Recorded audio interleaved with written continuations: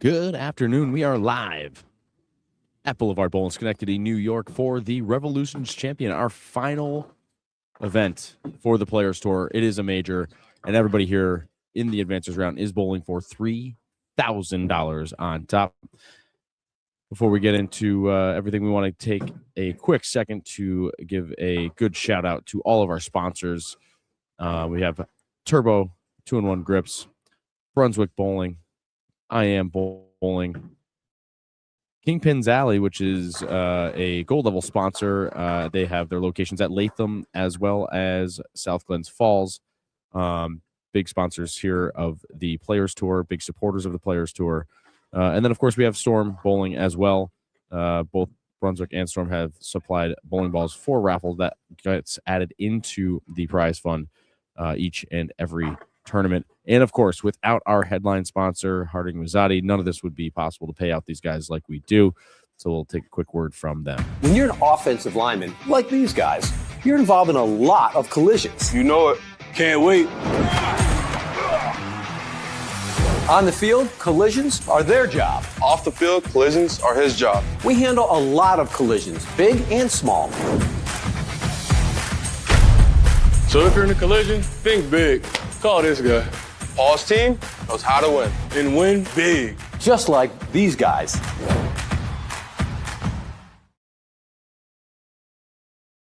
All right, ladies and gentlemen, thank you to Harding Mazzotti for the title sponsorship here of the Players Tour. We are in the advancers round, and we are bowling on lanes 11 through 24. And we got a lot going on here. Matt Pizzone in the booth. Taylor Leclerc on foot, monitoring the situation out there, letting us know what's going on. Matt Pizzone, welcome to the booth. Welcome to the show. How did it go for you today? No comment.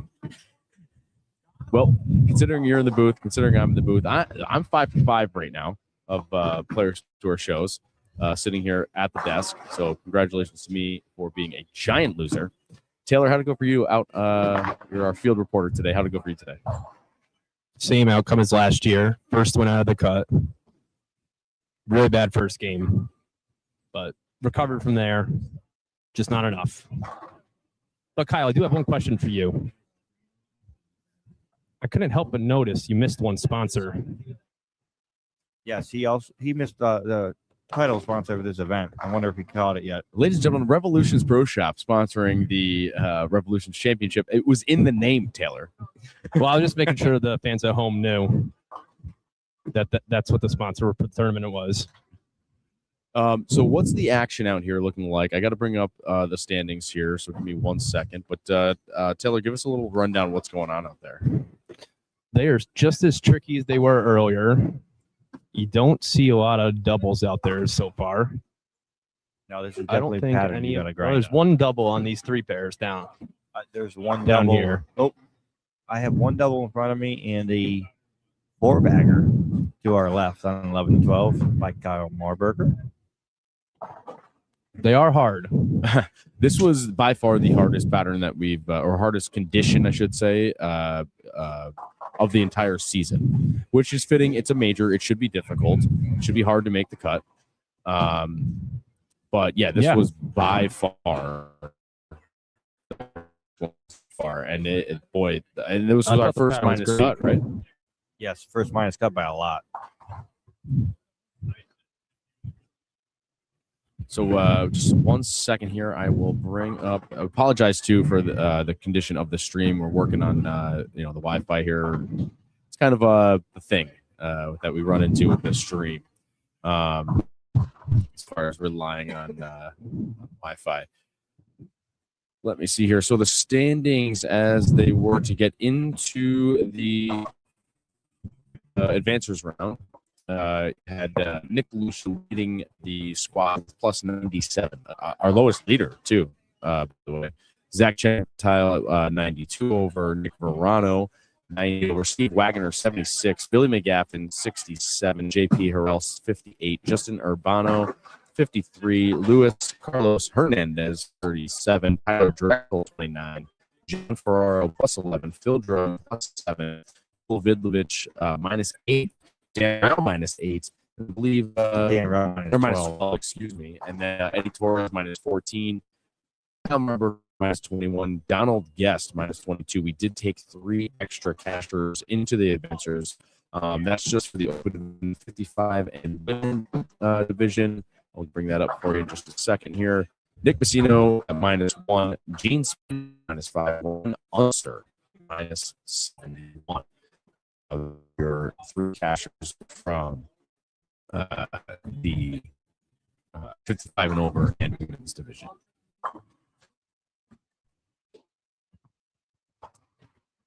So we will bring back the bowling here, and then Matt and Taylor, you guys take it over for a second, because I am going to talk to the Summons. So Taylor, what are we bowling on today? Matt, who's the guy? Oh. About 38 feet, 2.5 to 1, where typically the gutter should play on 38 feet, but it was very, very tricky out there. Yes, I agree. I think we saw a lot of balls start to hook early, very early, but then when he moved in, you didn't really. Oh, I don't think you can hear me anymore, can you? I can still hear you. My mic turned off. Oh, I can hear you. My headset. Test 1.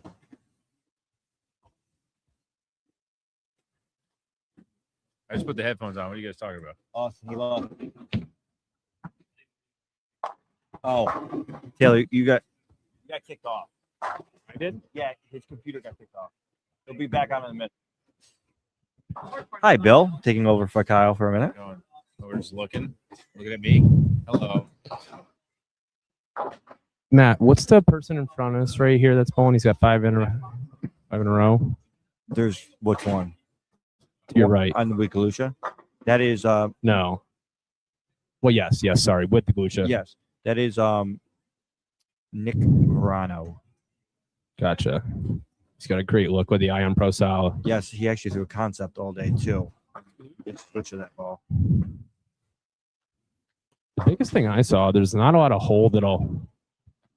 No, not a lot of hold. I mean, pattern is 38 feet, so I don't expect it. But Yeah. I mean, the lane surface down here, a lot of early friction. That's probably why the gutter did not look the greatest, because the balls got offline too quick.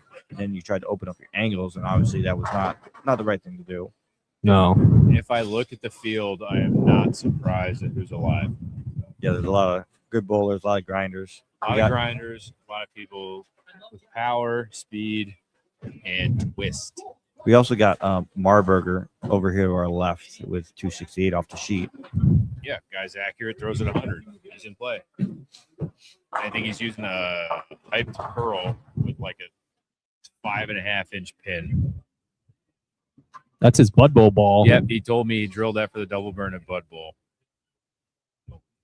Well, I can see why. I was using a Gremlin Tour, and that Bud Bowl type ball gets to the front part of the line. Yeah, a lot of shiny balls, a lot of trick balls, I would say. Balls you don't see people use a lot out here right now.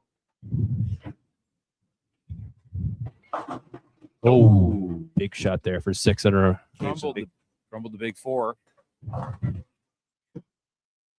Taylor, how's it looking down the other end? We got anything going on down Let's there? take a look. Field reporter Taylor Leclerc. You got Wags with 4 in a row. Nothing big, but a couple good games with some doubles. If you can find a way to shoot 220 3 times in this, you have a good shot for the show. Probably no matter where you are. Yeah, you gotta just find a way to doubles and definitely stay clean. Opens are killers That's today. very huge. Dan Rao with a big trip 4-9.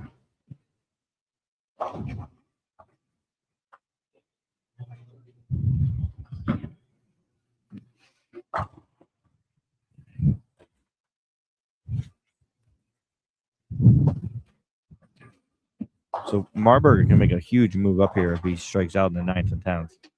He has 268 off the sheet. I believe he's minus 22 or 21, one of those two. I think Donald picks this. Watch this. Watch this. You might be right. Watch this. Oh, We got robbed by the dead pins here.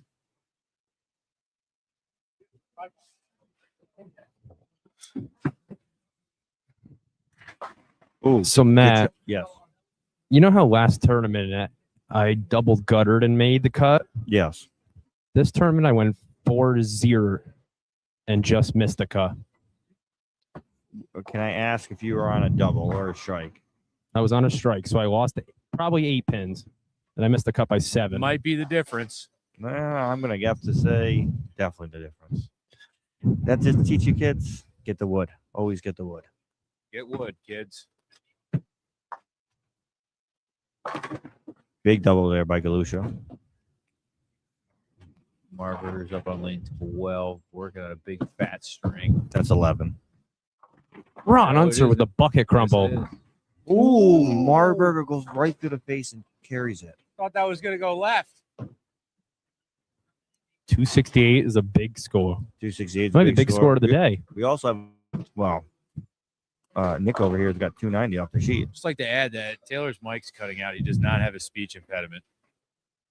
We can't even hear you, really, Bill. I'm not going to lie. Me? Yeah. You can't. I can hear me. Oh, well, the closer you talk to the mic, the louder I can hear you. Yo, Taylor just said big skull. Big score. I heard that. Ooh, Billy Get away with it. broke up the split at least. Ron also broke up the split. Gonna go- Everybody's breaking up splits. Yeah, I did not do that today. Ooh, that one's Kyle, does he rebound?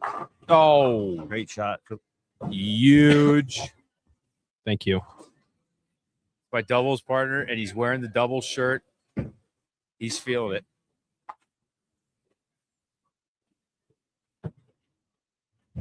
So we're gonna have some movement in the top few scores. Oh, yeah, this is going to get shuffled around for sure. There's not a lot of room for error, and there's some big scores, and there's some stinkers. JP with a strike. That's a big game. Big variety of bone balls out here. Yeah, I see a lot of big ASIMs, then also a lot of low end balls. Everything. Whatever works. Big game for Kyle with 268. Do we have 2 different balls on each lane? What ball was Yeah, that? Kyle. I think it was the RST Hyperdrive Pearl. I can't Yes, I tell. believe he was throwing a IQ AI on 15. Okay, it's good. Do we know if he's bowling with the metal in his wrist today, or if he's just spinning it in there? I don't know. But we'll have He to did ask said he about tried him. to roll it more.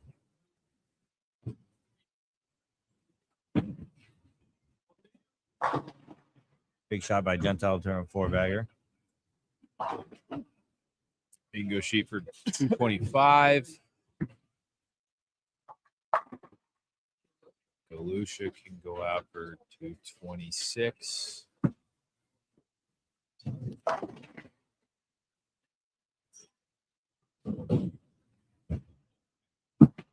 Donald clear the fronts. Shot Donald. Yeah, are there any big games down there? I can't really. Doesn't look like there's any. Not really. Negative. Couple, maybe 220s. Galush for the back 4 for 226. Echo.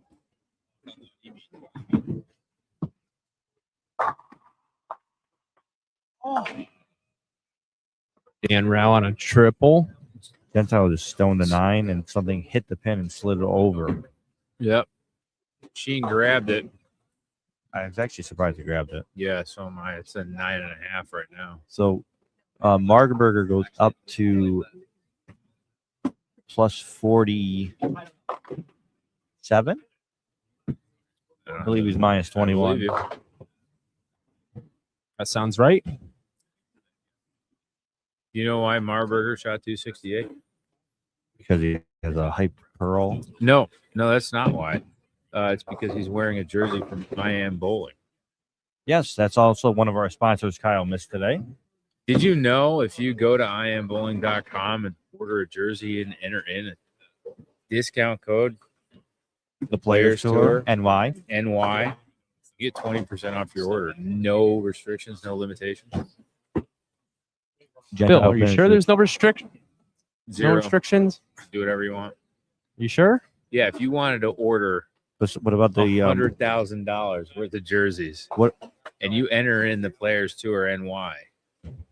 You just save $20,000. That's enough to buy a nice used car. I think he was talking about the logos, Bill. Yeah, is there any limit on logo? Logos? There is limits on logos. So you can't make your jersey look like a NASCAR fire suit. I'm not on staff with anybody, so I use everybody. And I tried to cover my entire jersey with logos. Dexter, Global, Storm, Roto, Hammer, Brunswick, Track, and now the RIP Columbia 300, and they called me and yelled at me. Wags or not Wags. Bill, did you happen to use swag ball today? Swag was not on my ball roster today. No. I also have never thrown a swag ball my entire life. 290 here will go a long way. Oh, that is 100% going to be leader. Also trying a ball in the field, but the highest game of the day that I saw, I don't think we've had anything higher. So he'll be about 180 over. Yes, 180 over. But just remember the format. You just got to get to the step ladder. Yeah, it's all about seeding now, but still, it's So, I mean, yeah, it's nice to lead and you can just hang out and guarantee yourself money, but fight for just getting to the step ladder and I'd then like to deal point with out it in match play. the top three both 226, 214, and 289. So that's why there'll be a little movement between them, but they're really pulling away from the rest of the field. What's the Phil Drum at? the pair to their About 300 pounds. build? His score. That helps the bus. Phil Drum was +7. He can strike out for 237. I'm doing better right now, Galush. That's not mine. That's Billy. Wait, you Oh, want one? I do. Thanks. Collusion. You guys want to go to dinner? Yeah, that's my one. Don't do that. Sorry, that was a mistake. Eddie, you want to go to dinner? That's some food. Matt, what's fourth in the finals right now? Fourth in the finals is +76, and that was Wagner. I believe he just pulled 184. So Wagner Yep, is so- cut to step ladder right now. Yes. Yes. There you go. Probably Billy's at stay plus there six. right now. Billy's at +67. He shot 173, so he's going to drop. Actually, yes, Wagner. What's JP got off the sheet? Wagner shot 185. JP off the sheet. JP might- 213. JP might pass him. JP's at +58. So you can go 213. Just Throw two six- good ones. Yeah, so JP can pass Wagner for the step ladder, and then JP will be the cut. And I believe then we'll go Wagner, then Marburger, Billy McGaffin. So I think the people that made the two biggest moves was Marburger and Phil Drum. And Shot 237. Verano, Nick. He at 289 went from third to first and Yep. gave him a nice cushion. About 50, 60 pins. It's called Phil Drum a cushion. Like, what's Phil Bowl down there? 237. Ooh, that is a big game. Well, if he strikes here. Oh. Wow. The mush is Just in. ball. Yeah, that's Stone 9 incoming. also I've seen Phil with a shirt about 4 tournaments this year, and I've only seen Phil about 6 times. He told me he hasn't washed it because it's bad luck. Rang a 10. Yep. Ring 10. There you go. 236. Matt Mush. 236. I didn't. Who mushed him at 237? Kyle. Or not Kyle. Taylor. Kyle's not here. I didn't even know what he had. I can't see. Go to imbowling.com and enter in the Players Tour New York for your 20% off discount code.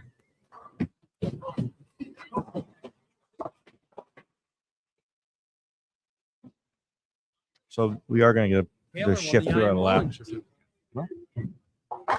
Congratulations to our very own Taylor Leclerc for winning the IM Bowling gift certificate for being the first out of the cut. You're never out of it with IM Bowling. Taylor, you can use that code for your Nationals jersey this year if you like. No, I thought we getting Zelio. Well, there is called doubles and singles. Do Zelio's not a use sponsor. Zelio. Not a sponsor. Yes. I will get one for double. Yeah, like Donald order a matching one. Yeah, I got to order my wife a matching shirt for me. We're going with Connor's favorite shirt, the star shirt with my Storm logo on it. Thanks for the rundown of your wardrobe. You're welcome. See, Eddie gets lined up. In a surprising move, Eddie threw a purple urethane ball up the left. You know what I think we'll see this game? 300? Nope. Oh, I think we're going to see Nick Galusha shoot a big one and start running shots. Well, again, Taylor does not have a speech impediment. He meant to say run shots out. I know one thing. If he starts running shots out, he's going to take forever on the approach. Good. He already does. Yeah, you guys talk about me. Call time. Ice the pitcher.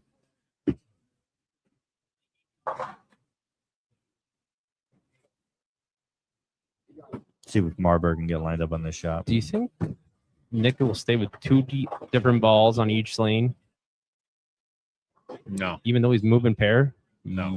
I think he'll start that way, but I don't think he'll stay in it unless he's got the nut. Yeah, I believe he'll go 1-1, and then he'll go from That's there.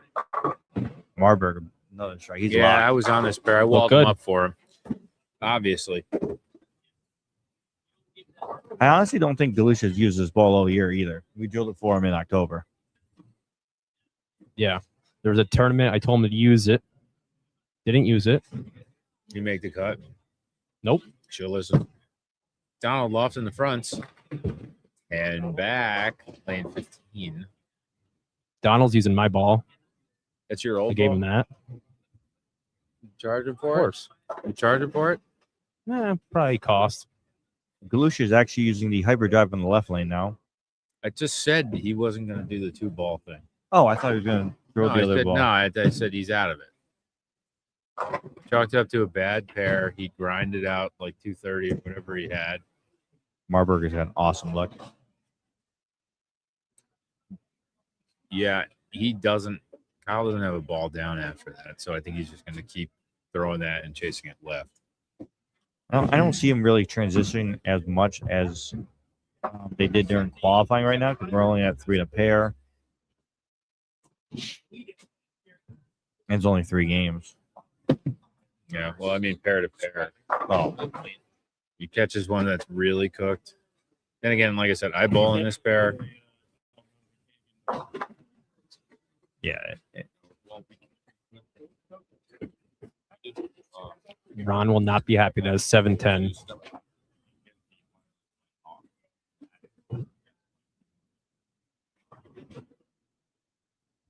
See if we can update on scores right here. Jimmy did anything yet? Galusha's flagged the 4-pin.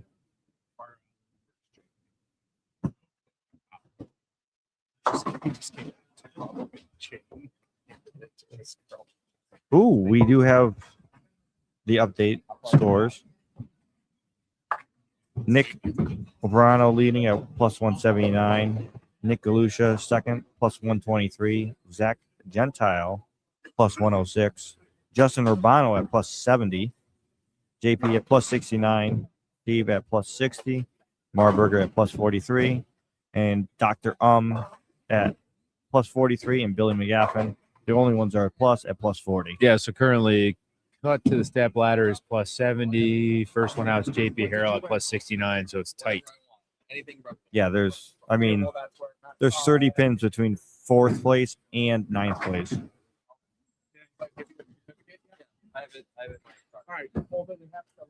What'd you win? Oh, right on. When are you going to buy? So I got to figure out what do I want. How'd it work out for you today?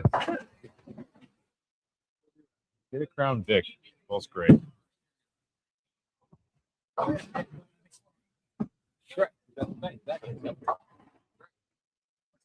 That's a lot easier, yeah. I'm still gonna try to make 9,600 plus. Oh, Galusha's stone at 9. Kyle. Ooh. Kyle's shot pretty close to jump on. Yeah, it looked like he kind of twisted on that one a hair more. It looked like it was online. Yeah, it looked targeting wise pretty close. Oh, I thought that was a gutter. That's Billy McGaffin clearing Deadwood on 19.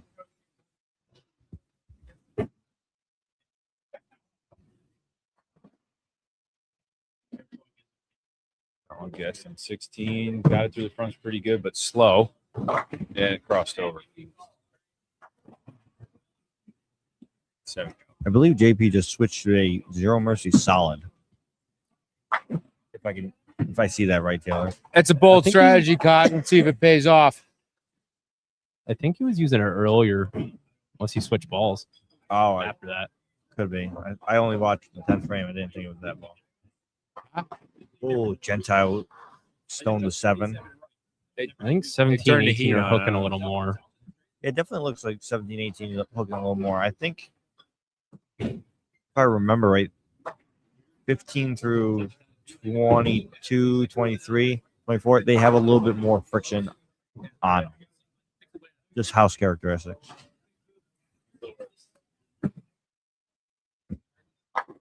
Better shot by Marburger. Shot, Kyle. If you want to share anything like this, like the results or whatever. Kyle's giving us a rundown on how to do it, but I literally already read off every Matt floor. just read them off, but you do If you want picture to in picture. that right there. At the stage, yeah. Whoa. There's current standings after game 1. Yeah. You're doing the thing. Better shot from Donald. Clear the front. Good ball. Donald can make quite the jump.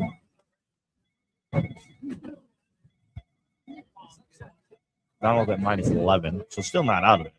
We got put the other camera down there on like Wags. We can go. No, I think Wags is. He's got the camera down there. Yeah, the far one. I'm trying to think. Yeah, it'd be just to the left. Move it around. What's going on down there? Looks like we got Billy with a spare strike, Wags spare strike, and JP double to start that game.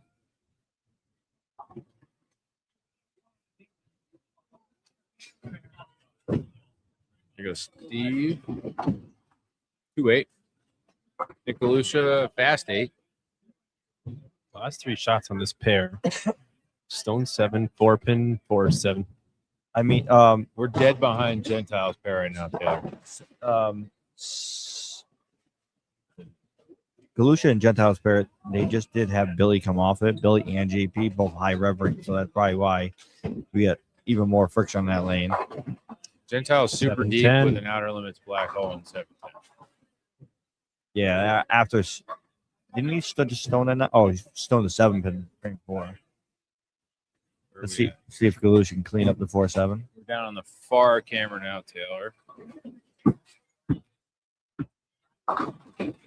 Wags on the spare, Galusha on the spare, Marburger 6-pin. Justin Urbano.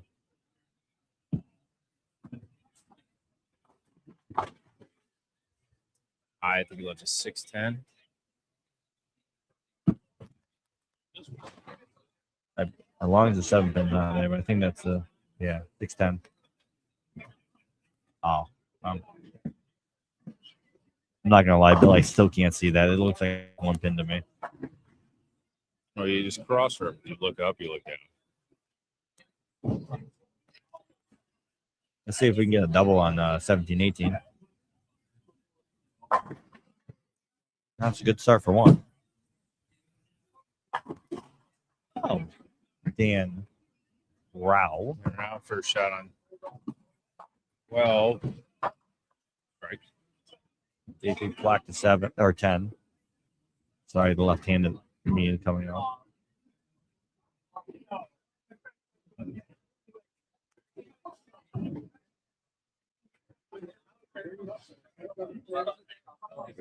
Nick Galusha. Ooh. Ring a 10. And the 8-bell-8. On Galusha's pair? I think Yep, I think lane. Galusha needs to go to the green ball, but that's just my personal opinion. You want to run down and tell him? I vote the Gremlin Tour. Go ahead, Taylor. Oh, yeah, I forgot he had that. Now mashing. Are we allowed to help? Do whatever you want. Okay. Kyle's running another good one. Figuring it Gentile. out. Gentile looked like he hit that one a little higher or harder. Oh, and he lofted it more.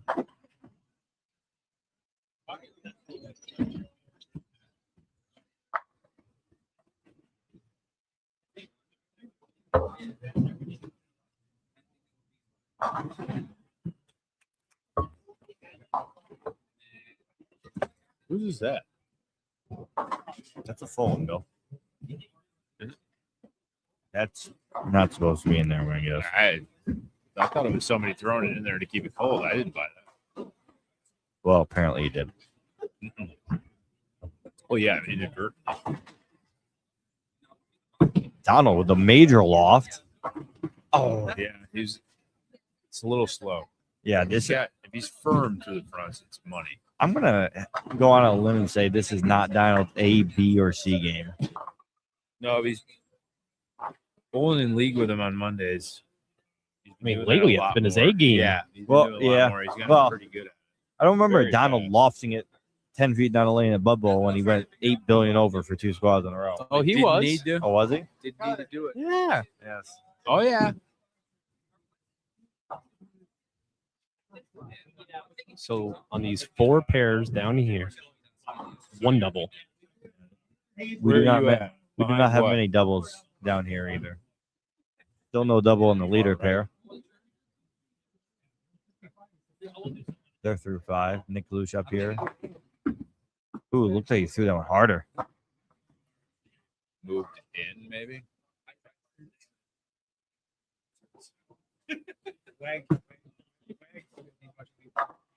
Anthony's still carrying around his shoes. He bowled 2 hours ago.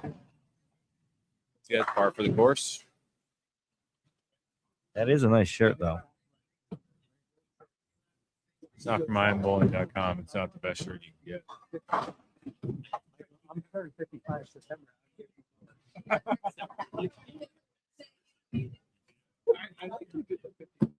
Answer lane. Yeah. High. 3-6. This Kyle picked this. Taylor. This goes. This goes. I this think you should goes. tell Uncle Ron to throw his exponent pearl. I should tell him to use that ball. Yes, this ball just keeps hooking on him. The IQ's hooking too much. He's throwing at the 1-3. He's not giving it. Well, yeah.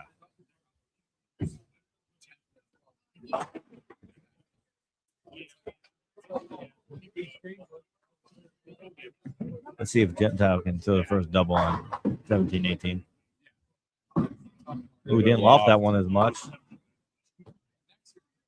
Big 4, that is Did not good. Not like it off his hand. Now that one was more of a line drive. He's really hitting those deep fly balls to the loft.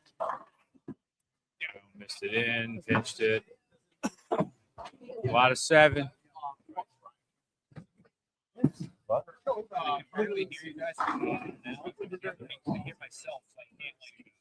I can hear you perfect.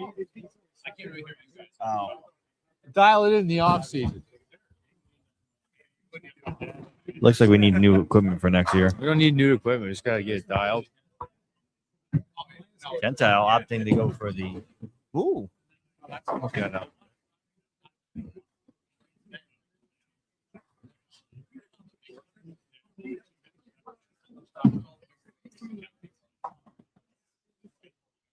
Taylor, what's going on over yonder? Yeah, what's going on to JP's right? Yeah, Phil Drum's pair, No doubles. Justin's pair, Casino's So- pair, Ferraro's pair. If we were to name this pattern, we can call it the no doubles, no fun No pattern. double singles.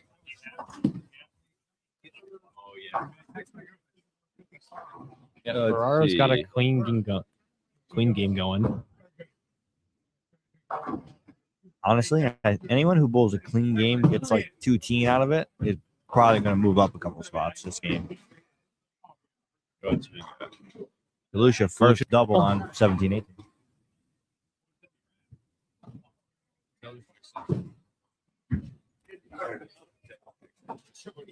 Yeah, Yeah.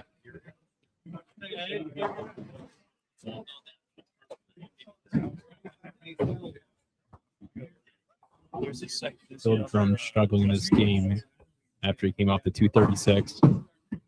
Seems to be the common theme. Billy through the face again, also on 1920. Can you tell us Urbano's score? Because he is the 4 seed right now. Who is that? Justin Urbano. Urbano. He's at plus 70 after the. He's going with game. Tyler. I couldn't tell you what pair he's on. He's on the end pair, I think, with Phil Rum, maybe. No. You I got don't Phil, know. Nick, and Yeah, Johnny. I think he is with Tyler. I think he has one open and 4 marks through 5 frames. Coming back.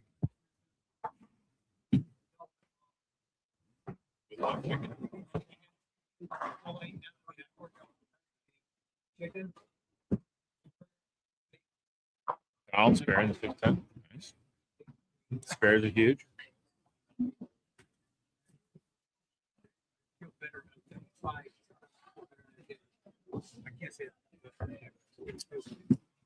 See Nick Galusha, can you make it 3?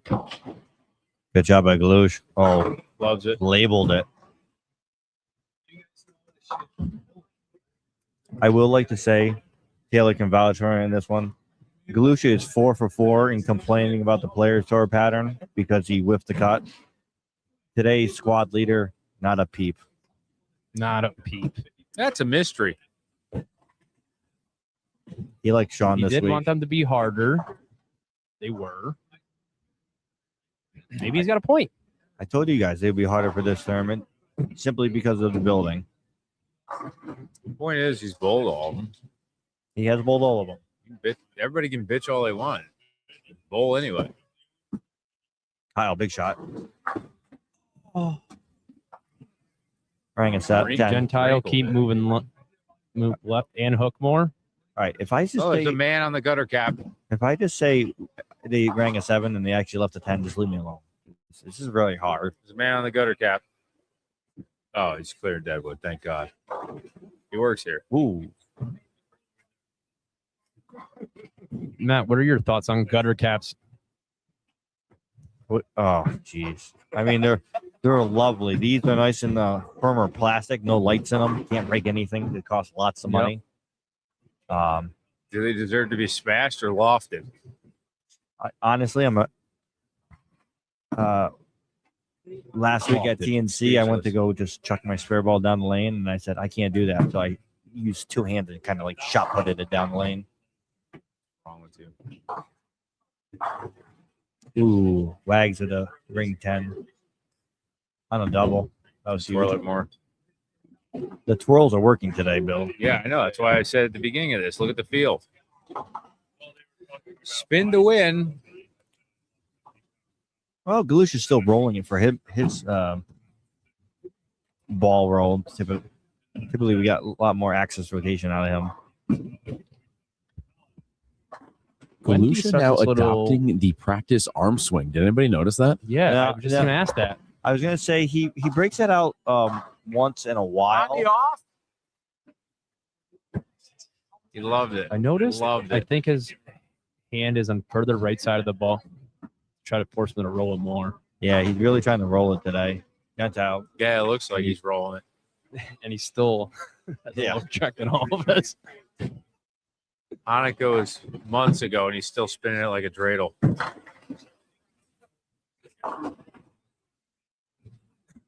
Or top. Be non-denominational Where's Johnny Ferraro? down there. I know that in the standing. Oh, Johnny Ferraro is minus 33. it's still after game 1. Yes, still after game 1. We only have 1 pair to finish, Bill. Okay. So Marburger is going to fall to plus 25. No, plus 29. Galusha has a chance to get close to the leader. Yes, Nick just left 4-9, so Yep. Makeable, but not given. Go out for 235. Verano, Galusha, Gentile, Bono, and then JP and Steve Wagner on the outside looking in, but close. Sloosh, clutch shot right there. Huge. JP. I can't tell. If he ends up winning, he can send some beer to Did Perry. JP just stone a 7? I don't know. I think so. Yep. I like it off his hand. Cannot see anything on the left side of the. Well, We're way Stone down a 7. yonder. Usually like it. Wags when you get back in the strike train right here. Build drum 710. Hey, odds if you pick Wags it. to trip 4. I'll give you 2-1, Bill. 2-1. Get lost. 10-1. Keep going. That's it. Ron Hunter needs some nude skin. He needs new skin in the 11th hour.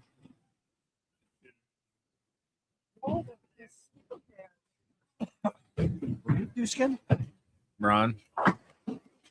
Gentile with the 310. He's falling off a cliff. Galusha should pass him, correct? Galusha's already ahead of Gentile. Okay, then He is. distance himself. I should say. He's 53 behind Donald. Nick. Oh, Donald! He's lined up now, baby. Donald, guess. I mean, Gentile is still 36 up over 4th. So he's. All right, good fill, Galush. Goes 251, big 4 in the fill.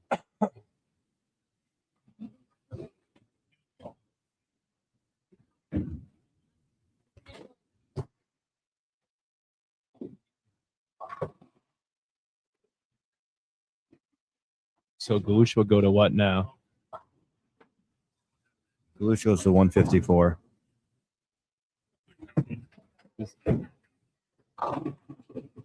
Verano's at plus 179. More.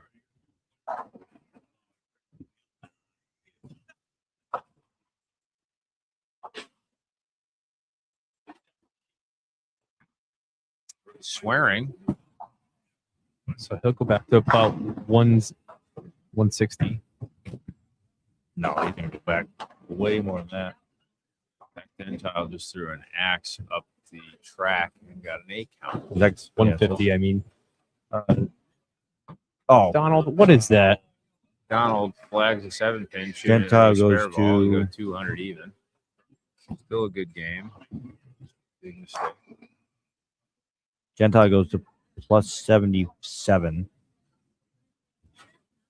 which is still ahead of 4th. Kyle, take over. I gotta hang it. Hanging back, slide.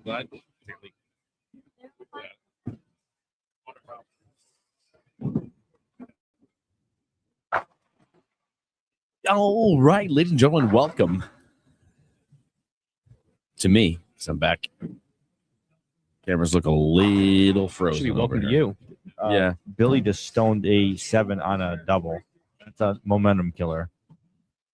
Bill leave his phone here for the Bluetooth. Hopefully. Oh, no. No. Taylor's standing directly over my shoulder. Thought it was a ghost. Watching your every move. So let's take a look at the standings here now that we got some scores coming in.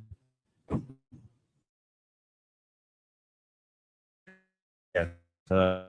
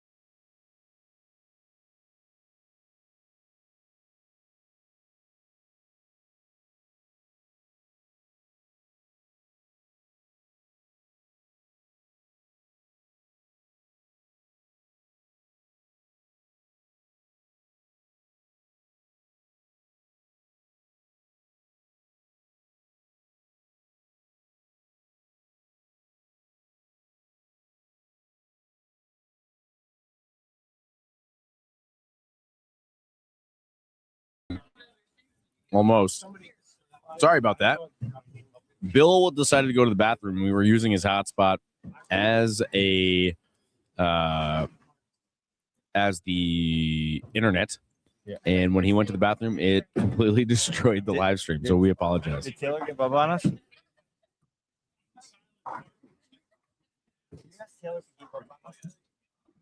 Where's Anthony? Oh, He did? Oh, I thought he did. Oh, Mike is down there.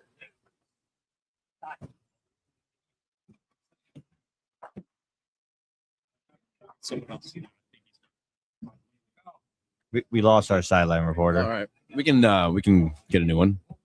Let's take a look at what's going on in the standings now that we have some. Oh, Taylor's just taking a break.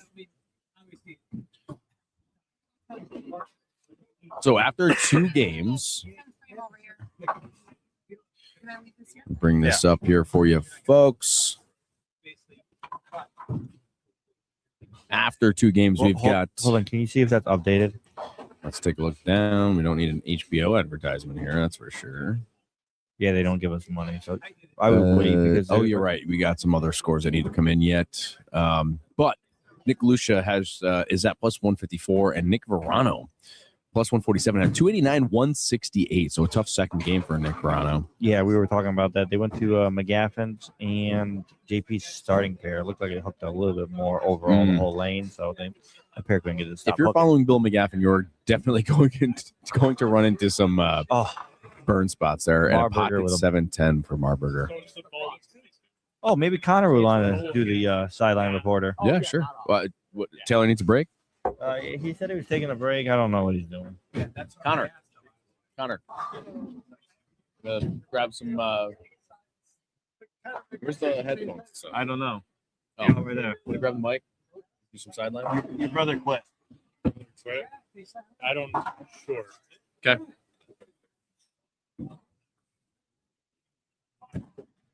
We've gotten Connor to grab the sideline mic.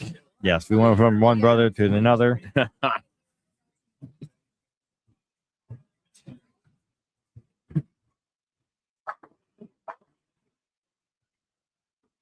So we're gonna.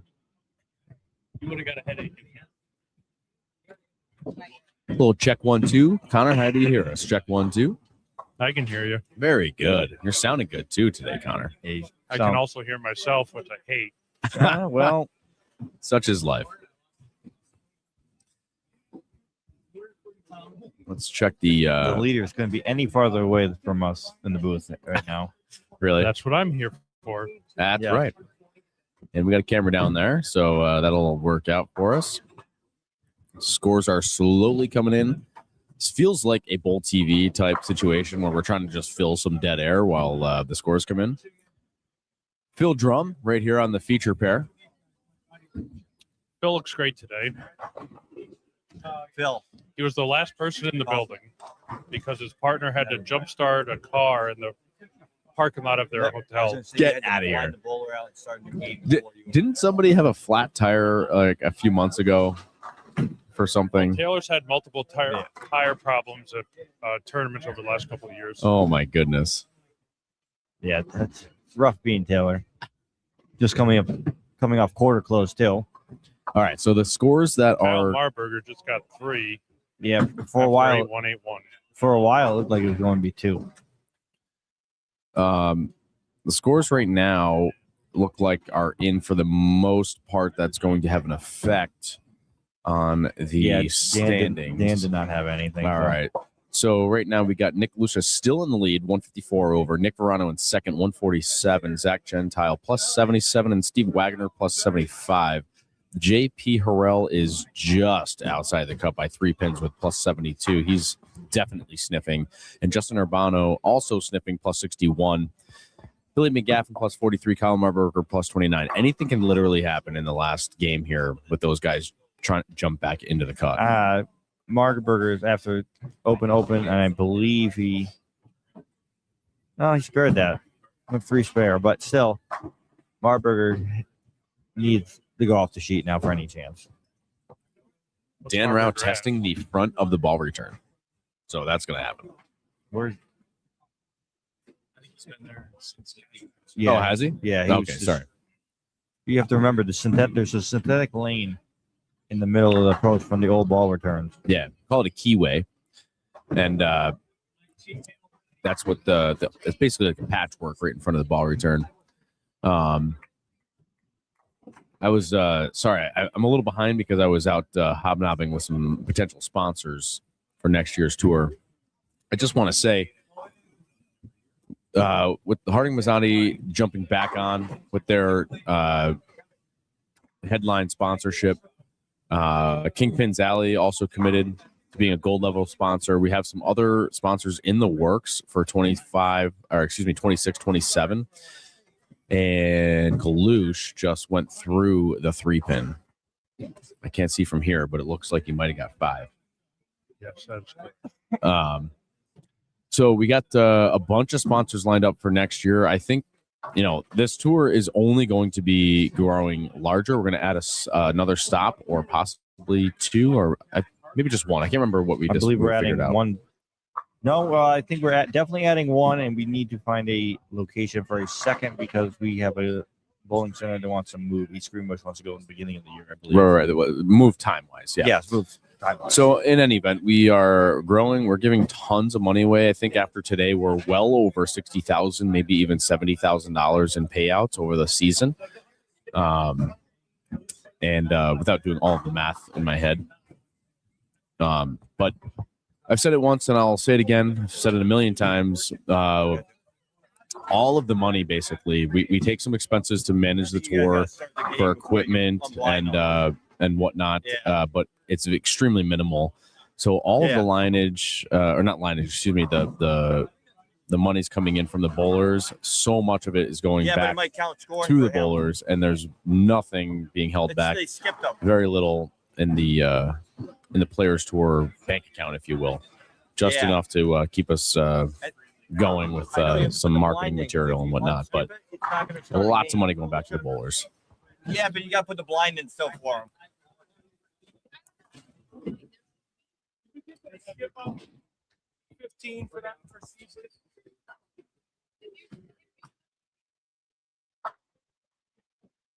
Where's the tournament director? You should be handling this. He is down behind 21-2. Bill's grabbing some top mat. Oh my God! Oh. I don't care. It's not an I Am Bowling jersey. Go to IamBowling.com. Enter code Players Tour New York for 20% off. Boy.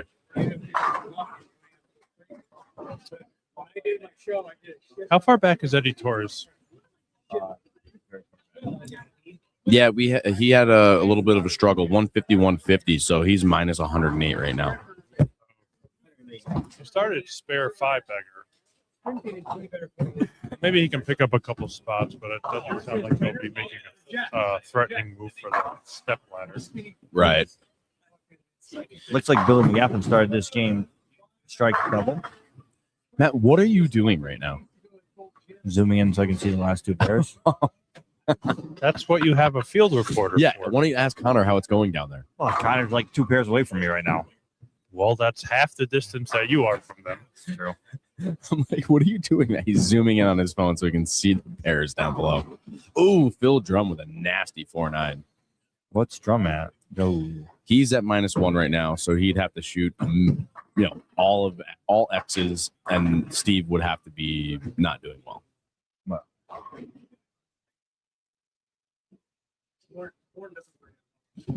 The food here at Boulevard Bowl, top notch. I got to tell you guys. Wag left some kind of 2-4 combination.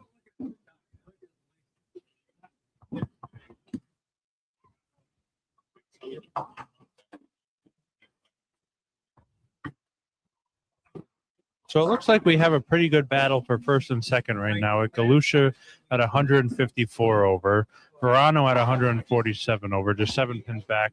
And then it's about 70 pins back to third with Gentile and Wagner at 77 and 75 over. JP is 72 over. Justin Urbano 61 over, and then it's a little bit farther back to Billy McGaffin. But it looks like there's going to be 4 or 5 guys fighting for the 3rd and 4th positions on the step ladder, and then Nick Verano and Nick Galusha are going to be battling for the top seed. Billy just stoned a 9 off a double. So that's That doesn't help. no, that did not help. Urbano started strike, spare, strike down here. Billy missed the 9 pin. That really doesn't help.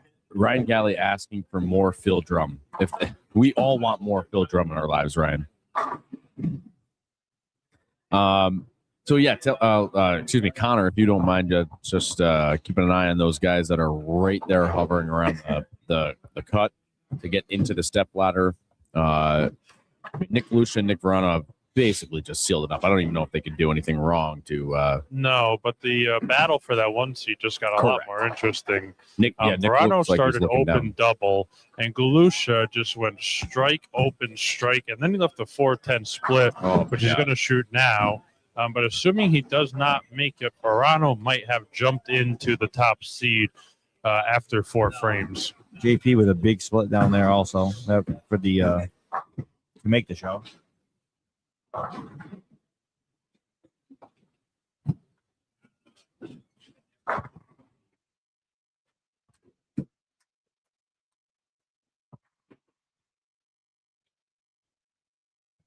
just got to reiterate, just watching these guys bowl out here, the lanes were very tough today. And it wasn't just, it was a combination of the lane condition and then also the surface. I think it just made for a very tricky lane pattern. Some of these guys made it look very easy. Yeah, a guy like Galush who's very good. Oh, Verano just crossed over for a triple. Oh, my. Well, it's not about how, it's about how many. It's a game of numbers, folks. Yes, but that does give him the lead currently by about 20 pins on the top seeded step ladder. The game's not over. What has he got? They got about 6 frames left down there, yeah? They got half a game. Yeah, they're going into the 5th. Nick Galusha here up. Oh, Galusha split Oh, again. boy. Galusha switch balls too. It looks like he went to go into a physics blackout. At this point, what's in your mind right now? Are you trying to keep it close for the number 1 seed, or are you just at this point like trying to make sure that you aren't losing the entire lane for the finals? Urbano just threw a double on the cross as well.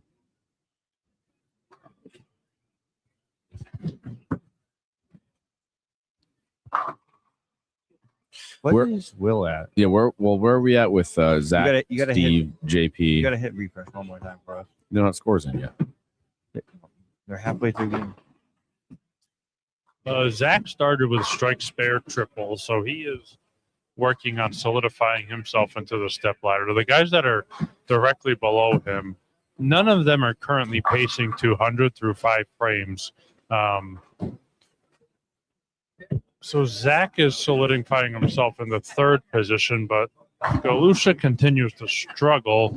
I know it's a 70-pin gap, but it could be a little bit interesting to get out of the first match.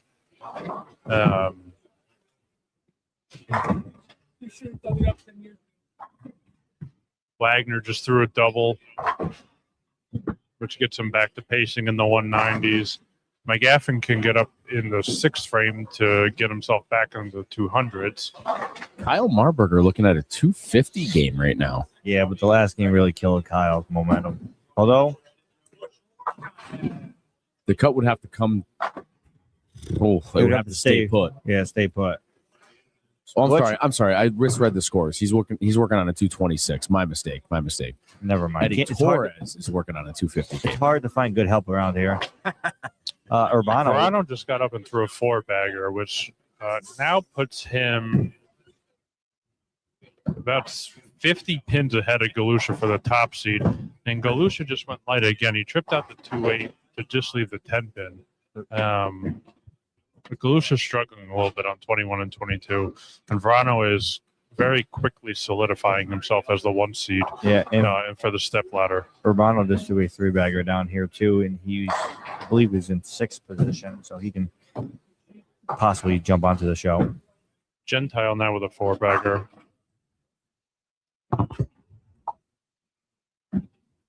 Galusha, Rob Stone would call that a ham bone. good thing he's not here. Will Vidlovich with the front four, looking like he's using the black hammer. He needs them Galusha all. missed the 10 pin, and he is now in risk of losing the second seed. With Gentile I'm sorry, starting did you say strike he spare missed four-bagger, the 10 pin? he is now on pace to jump Galusha, who is only pacing about 150 at the moment. So Gentile is already in the 220s if he stays clean the last four frame. So that is making the shakeup at the top of this leaderboard a little bit Well, interesting. Galusha also And needs possibly making this fight now only for one position on the step ladder instead of a bunch of guys fighting for two. Galusha needs to get it together, or else he's in risk of losing the score or losing the show, I believe. Urbano can get up here in the sixth frame and strike, have a four bag, and have 280 off the sheet. And he's at 60 over. I know. And the announcer jinx, thank you. No, it's a 247 or 24. Jesus, 2410. Math is hard for Matt, even though it's not even math. It's just numbers. Well, He gets scared You want to know why? I'm left-handed. I leave the 247. a lot. Galusha with a ball change and missed again, leaving just the 610.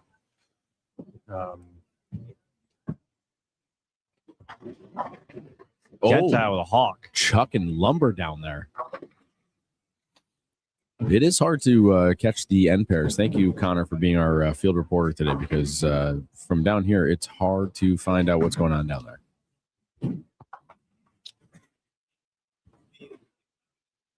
Urbano's got 125 and the 6 on open.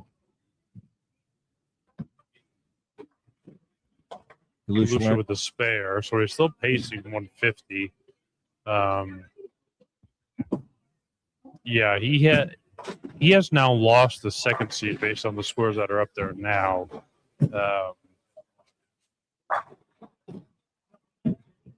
JP, what's JP got? JP's got 88 in the fifth. He's pacing 188. Nobody on that end pair with the guys that are all fighting for that fourth spot, or I don't believe any of them are pacing 200 yet. Wags needs this one to pace 200, right? Actually, Wags is with this strike. Wags can get into the two teens, but both McGaffin and JP are pacing about 180, 190. Wags gets up, leaves the 3-pin, so that puts him into the low 200s.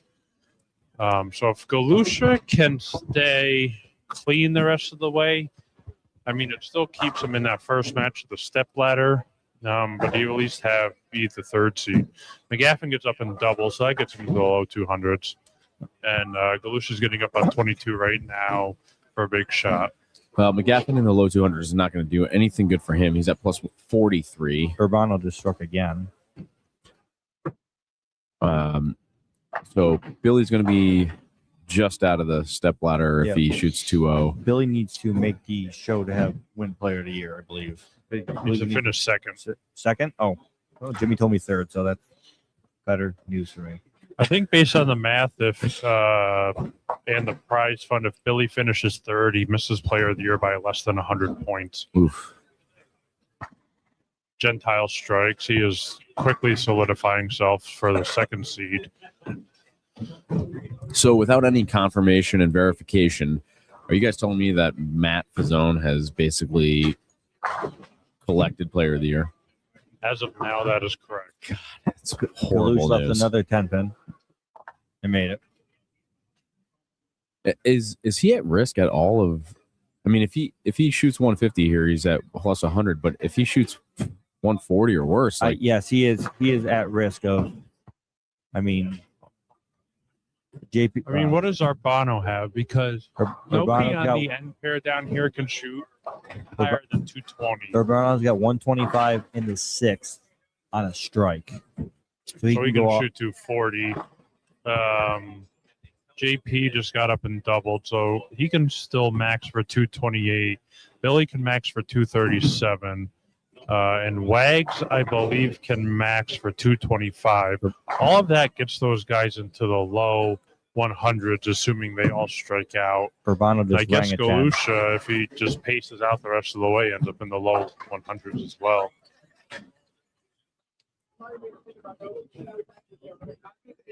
Yeah. So if Galush shoots one, like what can he strike out for? 140, 150? Galusha can strike out for 170 still. Oh, okay. But I'm saying he's pacing Yeah. 150.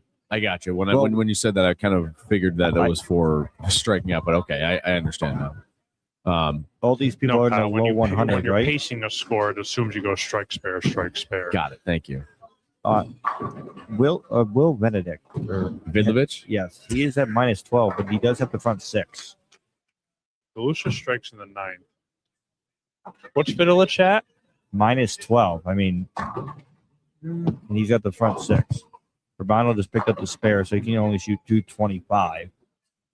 McGaffin just 210. So that probably takes him out of the whole thing. Oh, my God. Oh. John Ferraro almost left the pocket 710. Leaves only the 10 pin. Vidlovich on lane 16. Looks like a black hammer from here. It is. I have never seen him throw anything with plastic and urethane in my life. That's a lie. I've seen him throw a tropical surge. Okay, you have, but Connor has not seen it. Well, He's got the front 7. he can get the plus I mean, all these 88. guys on the PBA tour that are now throwing plastic all the time, they need to talk to Will about, I don't know, 10 years ago. I used to bowl against Will a lot when I was in college in the New York City, New Jersey area. And that was before urethane became real popular again. And Will was just spinning on a lot of plastic back about 10 years ago. And he was pretty good at it. I'm 100% drilling a mix with surface for this place next year. I'm going to talk to my ball rep. In Taylor. about game 3 today, I said to myself that would have been a great option. And I think I could have went 30 under with that ball today. Oh, I 100% which I could have did went. not do with everything else I brought into the building. I think I could have went even today with a mix. I mean, I did go strike, spare, strike with it at the end of the day. Last shot of the day, I packed 10 with an axe dead in the track. It was fantastic. I'm gonna have to ask Taylor to lay me out a mix before we go to the Nationals. You never know. I'm not sure that's going to be working out there too. What do you mean lay one out? Isn't it just all about the surface? I don't know. You could put the pin on the bottom of the you can ball put and it'll. You can put the pancake in a different spot, give it a little more finger weight. Well, if you want to ask Nick Harris about a mix and having one roll completely different than the other, it definitely made a difference where his pin position was. Yeah, I'll just never mind. I won't ask Taylor. I'll just ask. He'll just draw me a nice picture. I'll ask the Prez. Galusha, Here's- big shot, first shot in the 10th here. Oh, and Oh, he shakes him up. paralyzes the Missed 5. it. That's fantastic. I think that probably solidifies him as the 3 seed. You get a Wags Wagner. up in the second shot in the 10th. He misses. So Wags is going to shoot 213, assuming he spares. Gentile through the face. So I'm going to assume Wags is.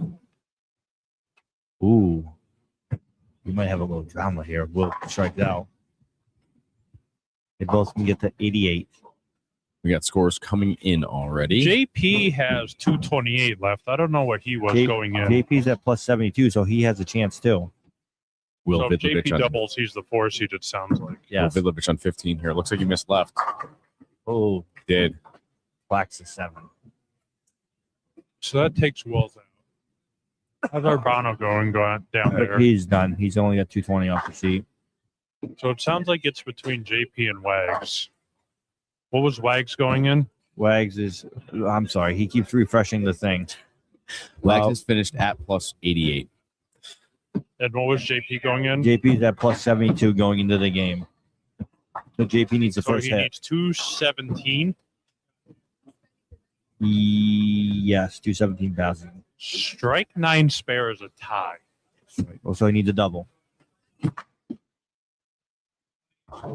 How many? We have gone almost 50-50 on tournaments here. JP. JP face. misses. So that is the Wags is a 4 seed. Well, I was going to say we have gone 50% on having roll-offs to get into the step ladder, which is Not well, maybe not just the step ladder, but even the advancers I was around gonna say, I for the don't step think we've ladder. had one roll off for the step ladder. But the fact that happens, there is a possibility after 8 games of bowling is pretty interesting. Nick Verano's going to shoot either 240 or 50. So it looks like the step ladder is going to be Nick Verano, Zach Gentile, Nick Galusha, and Steve Wagner. What an interesting day. As we finish up here, folks, just know that we will go to a quick break so we can set up the step ladder on lanes 13 and 14. And we'll be right back with you. But we're going to hold it here while the scores are finishing up. But it does appear that we are going to have Nick Verano as your number 1 seed, Zach Gentile as your number 2 seed, Nick Lucia, your number 3 seed, and Steve Wagner is your number 4 seed, as long as something crazy doesn't happen or, Connor didn't give us some faulty information. It's in order by the scratch score right now. I think that's about the 147. You make it normal, please. Is that what it is? What do you say? Gentile second, third, and Wags. Yeah. What do you shoot? 220 that game. You get to 60 something? No, we didn't go 2-0 down here. No, but what do you get to? 60 what? Oh yeah, probably. Yeah, it'll be just short. Probably. Kev, you gonna fire it in there tonight?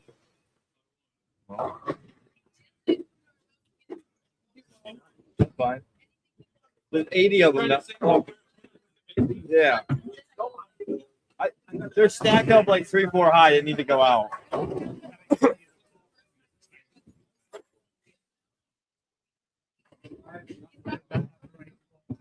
No, there's like 60 high. Justin Urbano shoots 224, That's a lot of work. and I believe that misses the cut by 3 pins. Wow. If he doesn't miss that spare in the third, he would have taken over Steve Wagner for the 4th position in the step ladder. Unbelievable. So there you have it, folks. We still got a few shots left here, but Nick Verano will be your number 1 seed, Zach Gentile your number 2 seed, Nick Lucia your number 3 seed, and Steve Wagner your number 4 seed, and only by 3 pins. Unreal. Urbano almost came back. He's missed by 3 pins. He shot 224 that game. Oh my God, he needs the first one. Oh no. Wait, it's a 204.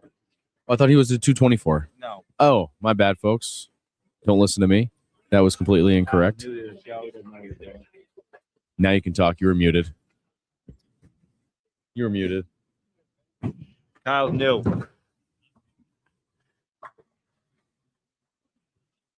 Oh, there's Anthony. Oh, no.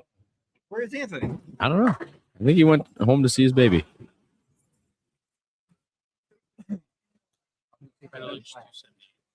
All right, folks. Well, we are going to send you off here. Stick with us. We're not shutting down the stream or anything, but just stick with us while we get our cameras situated for the step ladder. And we will be back shortly. When you're an offensive lineman, like these guys, you're involved in a lot of collisions. You know it. Can't wait. On the field, collisions are their job. Off the field, collisions are his job. We handle a lot of collisions, big and small. So if you're in a collision, think big. Call this guy. Paul's team knows how to win and win big. Just like these guys.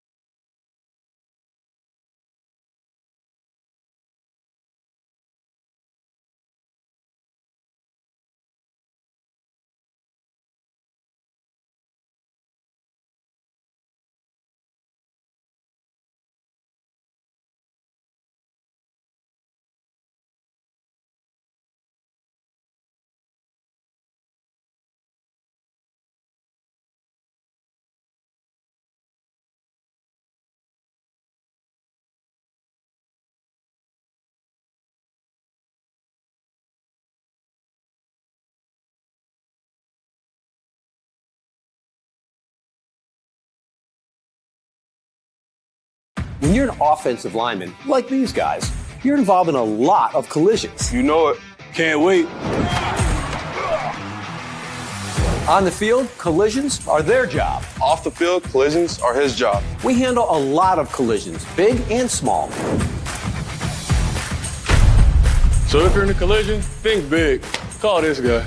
Paul's team knows how to win and win big. Just like these guys. All right, bowlers, we are here live at Boulevard Bowl in Schenectady, New York. This is the Revolutions Championship for the Players Tour, and we are giving away $3,000 to the top bowler here. Right now, we got Nick Galusha and Steve Wagner practicing on lanes 13 and 14, our step ladder pair. While they're practicing, why don't we give a shout out to all of our sponsors that helped make this tour possible this year? Of course, Harding Mazzotti, you saw that commercial just a second ago. They are our tour headline sponsor. Then following up after that, we have a gold level sponsor, Kingpin's Alley. They are in Latham, New York, as well as South Glens Falls. Two beautiful bowling centers. Doug Bohannon, the proprietor of those centers, he is a huge supporter of bowling. He's a supporter of this tour, and we're happy to have him on board and committed to next year as well as a sponsor, as well as Harding Mazzotti committing to sponsoring next year. Our other sponsors, Turbo 2-in-1 Grips, Brunswick Bowling, I Am Bowling. Don't forget your Players Tour NY discount code if you're buying any jerseys for your bowling events. And, of course, Storm Bowling. Storm and Brunswick both giving bowling balls for our raffles to add to the prize fund. And like I said earlier, all of the money, and I can't say all, but very much of the big monies goes into the prize fund. The Players Tour organization keeps very little just to keep the lights on, if you will. Billy, have a good day. Just buying equipment and stuff to keep the tour going. Other than that, all of that money is going right back to the bowlers. So it goes to the bowling center for lineage, of course. That's how we're able to get our prize funds for $90. You're paying $90 to win $3,000 today. Matt, what's going on over there in the booth? Nothing. I'm just going to go over the rest of the step ladder prize fund. Go ahead, go for it. First place, like you said, $3,000. Second place, $1,700. Third place, $1,100, and fourth place, $800. Pretty good for a day at the bowling lanes for $90. Yeah, not a bad day. So they should have just a couple more minutes here of warm-ups for the step ladder. Go up there for the picture. Sure. You have a Revolutions patch on? Come on. There you go. Yeah, I think we're going to go for a while. I guess Matt's got to take a picture. Yeah. Can I sponsor you? Yeah. All right, yeah, you can take the picture if you need to. Okay. Put $70 on the red 9. It was an interesting day today on the lanes. This 38-foot, 29 mil pattern was extremely tricky. I think lane surface played a part of it. I had a very hard time striking today. Of course, I'm 5 for 5 as far as cuts go, meaning at the desk in the booth. Yeah, I don't think 5 times in a row. I don't know if you had to explain that one time. But Matt, what'd you see on the left side today? I mean, your thing looked all right. If you got it up the lane too quick, up the lane too much, it read too early, kind of gave it away, never hooked. So a lot of early friction. I tried to trick it with my hand. This wasn't not something you should do in the fresh to get it to hook, but. Yeah, I on the right side at least, if you were right at 5, it was Never Land. I actually went to my dull concept with 500 grit the last 2 games, and that was my best look. And I never thought in a million years that ball would be good here with all the surface on it and all the surface on all the hook on the lane. Yeah. It was interesting because you needed to get you needed the ball to get down the lane, but you also didn't need it to overreact. Like No. when it got to the end of the pattern, it wanted to snap so hard. So you needed something that blended the pattern, but also got through the super friction heads. Yeah, I mean, I used a pin down level for a while, and that was probably one of my better looks of the day. But I mean, the problem with the level is once it gets a little lane shine on Mhm.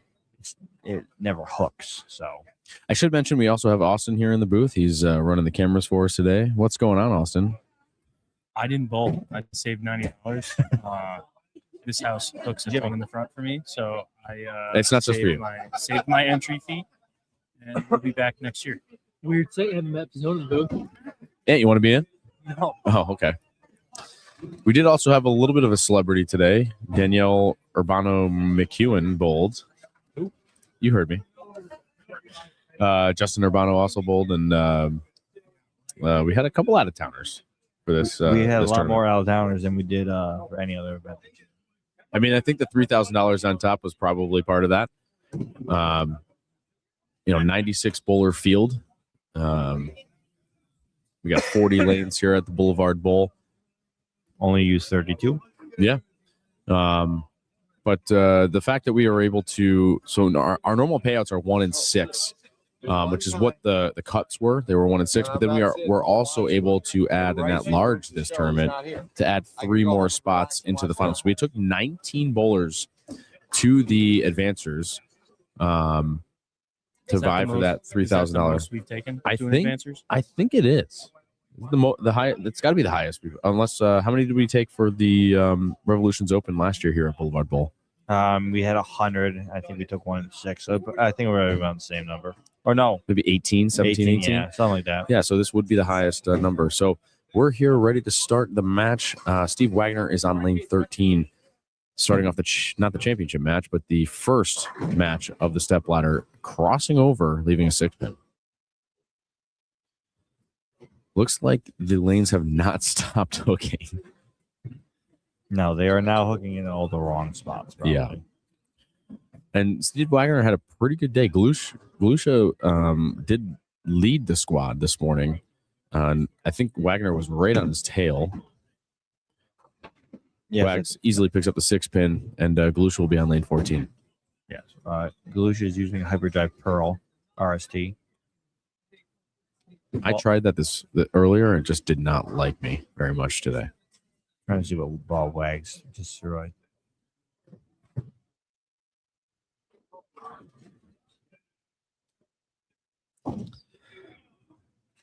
Nick's starting around 20 or 30 actually, and he drifts a lot left and just tickles the 10-pin down.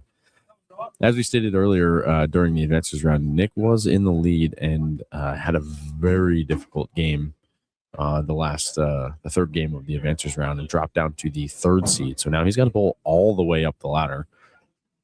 And if he does, do you know what that means, Matt? It will be a clean sweep. And what do you get for that clean You sweep? get an extra $100 courtesy of Altamont Chimney Sweep and Kyle Haynes. You can take an extra chimney job this week. That's right. He's had to pay a lot of clean sweeps this year. It's crazy. Nick Lucia on lane 13. Looks like he's standing about close to the same spot as lane 14. Yeah, looks like he moved a little left, little softer with that one. He's got a good look, folks. And when the money's on the line, when it's time to bowl, Nick Lucia does not give up. No, he shows up to the big money events all the time. Grinder, always working on his game. He probably practices more than most bowlers do. Well, when we work till noon every day, you go in for a couple hours every day. Wags Steve using Wagner. I think he's using a Radical ball. Evil Eye, maybe? 2 times in a row now, similar reactions. He's playing around 25, but the ball's checking up real quick. This time he leaves a 3-pin. Another easy spare for Wags, so he's not going to get too far behind here, but his reaction is definitely not looking as good as Galusha's. No, and a big thing for Wags, he went through the face twice and coming out with 2 clean frames. Yeah, going through the face on something like this and having something makeable is almost like having a strike. Yeah, especially today.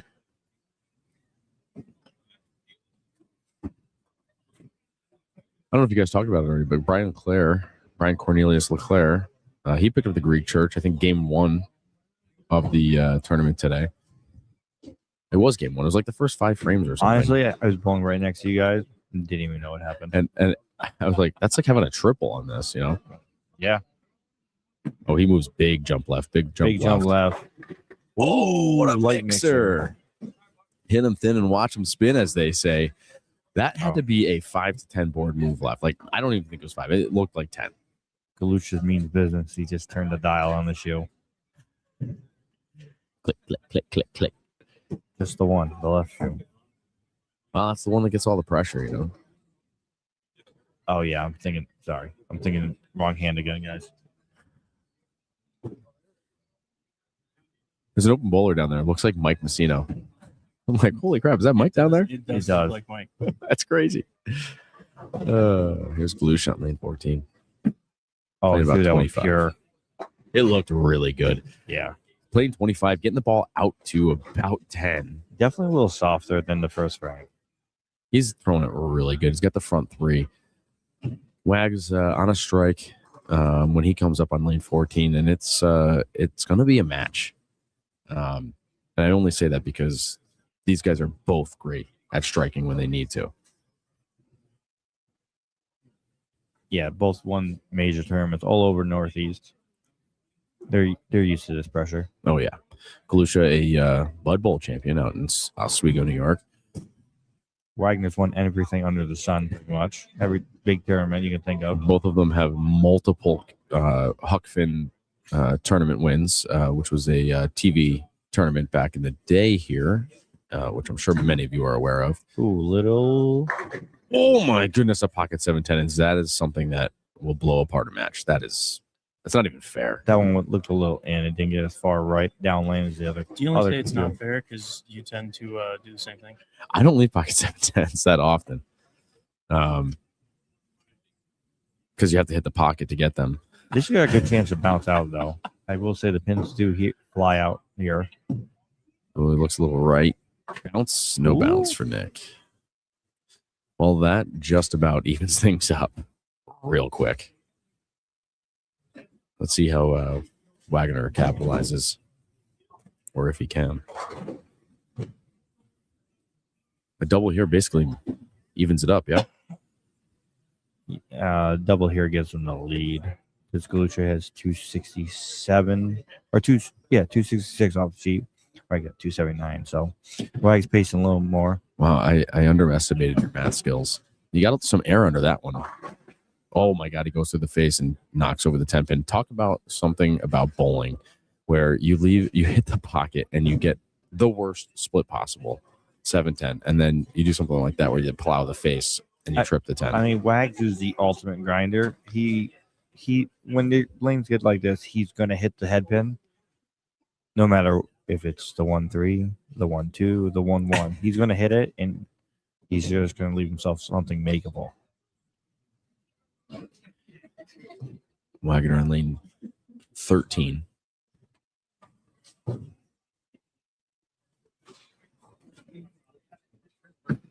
Hits 27. Goes through the face, 4-6-7. And of course, I just jinx him.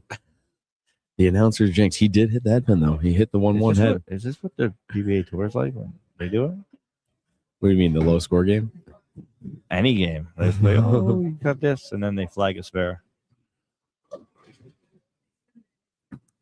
Goes for the 4-6-7. Hits the 4-7. Got the wood. Leaves the 6 pin. So now the match is about even. Galucha has a slight lead. Do you need me here? No. I just want to be on the mic. No. I want to go home and see my child that I work with. That's all. I want to make sure you didn't need me for a picture. Because the last time I was in the picture, we were championship. Oh. I'm president. Well, we were all in the picture. No, you weren't. It was me and Brian. Sorry. Oh. Jim's. Thanks for muting us. We should have done that. Yeah. We've got the other thing that I didn't realize. We will have a new champion. Much better shot. Oh my gosh. Almost another 7-10. Just only the 7 this time. The last two are definitely firmer than he has been. But yeah, we'll have a new champion. That means another banner. Another banner. Thank you to oh my God, Amber. Thank you. Dude, my brain. I mean, that happens a lot, but I just Amber completely surprised us blanked. with these nice banners over the last tournament. Now we're kind of stuck with them moving forward. Kind of stuck with them, please. Wow. Oh, just because you had to set them up this morning? It is. We got to. None of us this week thought about how to hang the banner. We're very underprepared for that. That's why they're spread out and clipped out all over the place. Yeah, it looks good though. We put the champions on their pair. So Matt Fazone, Brian Leclerc were right next to each other for starting pairs. And then we got the nice Players Tour banner right here on the championship match pair. And before anyone asks, I did have my banner in my hand and I refused to hang it, so I gave it to Nick. I felt weird doing it. Unfortunately, Mike Newman, defending champion of this tournament, couldn't make it today. And neither could Nick Wells, our last champion. Mm-hmm. Great shot. Much better shot. Great shot. Definitely softer with that one. And with that shot, he takes lead. Steve Wagner giving a little sportsmanship, a little high five there. And Gentile warming up on 19 and 20. He's waiting in the wings. He wants this match. Bill Rice making friends everywhere.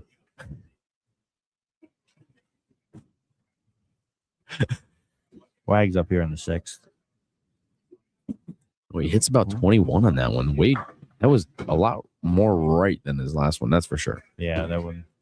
But it looked good, hitting the pocket, just a little lazy. Yeah, ball burned off way too much energy. I mean, that was I think he's using a Widow V1. Is that the ball? Widow Tour? It's bluish and blackish. Yeah, Widow Tour V1, so lower diff. It's still ASIM, but probably bled off a little too much. Wags cleaned to the spare. Am I wrong in thinking that spare ball that he uses is about 25 years old? No, it is 100% 25 years old. About, I believe I drilled it in my basement. I think I've seen it literally my entire scratch bowling career. I think quote unquote career. I've drilled him one other one, and he can't get the thumb right. Because Wags literally sits there with the sander and for about 35 minutes, and the ball is not. That ball was white when it was done. He got done the thumb. Another 10 pin. Come on, Buck. Yes.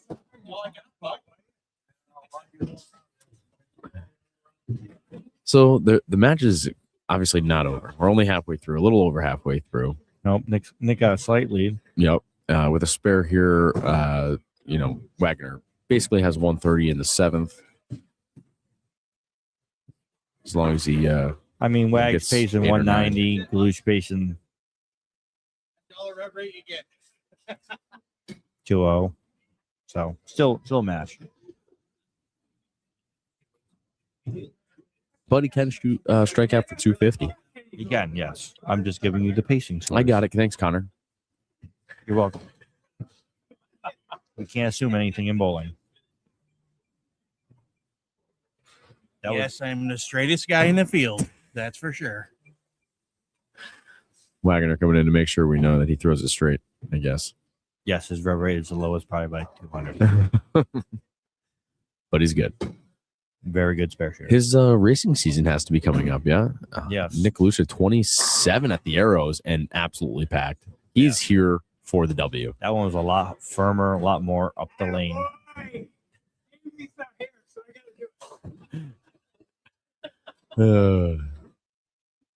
Nick Lucia absolutely ignoring all of the chatter in the back. Absolutely locked in. He is locked in. I think he's what do we put him at? A little 5'6", 5'7", 114 pounds. Yeah, about that. Not looking a little more gray these days than normal too. No more. I don't think he dyes it anymore. I can't say anything about that. The sides of my head are quite gray. Almost white. I'm just losing the hair. Oh boy, that's not good. I think I got a few grays going in, but Matt, you have barely any hair on your head. 28 at the arrows. Oh, packed again. That 3-pin wanted to stand up, but too much. A very good shot by Galusha. Wagner just trying to keep it close here. Yeah. Hoping that something's going to happen for him. Wags has to double here. We're in the 8th frame, lane 14. Wags looks like he's moving deeper. The strike here, he'll have 133 in the 6th. Crosses over for a 6-10. With a spare here, he'll have a 140 something, 150 in the 8th. And if with, he's just hoping that Nick Galusha makes a mistake here. At this point, ooh. Oh, he brought the extra big spare ball. At this point, Wags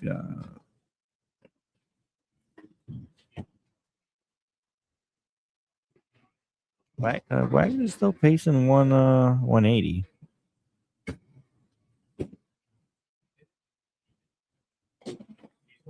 All I can hear is Bill, and he's 4 lanes away from us to our left.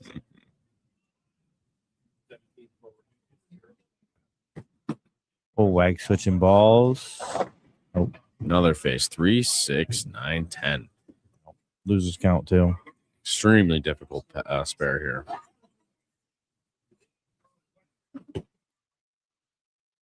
This match is pretty much good as over on this one.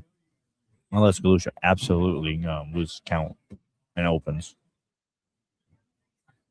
Barring this pair, but Wags gets up. Chops it. So Wags got 156 in the 9th on an open. So he can punch for 186. Galusha already pacing more than that.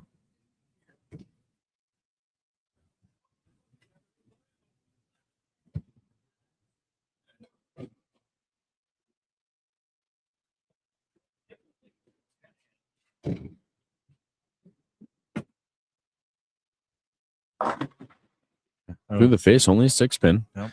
Unmakeable. That's That's better than damage control. That's no, that seals the deal for the match anyway. He misses this, he's in the 190s. yeah. So with that, Nick Galusha will be the winner of this match. Moving on to face Zach Gentile. He's playing a golf game on his phone right now. He was loosening up earlier. For a double. 2-3.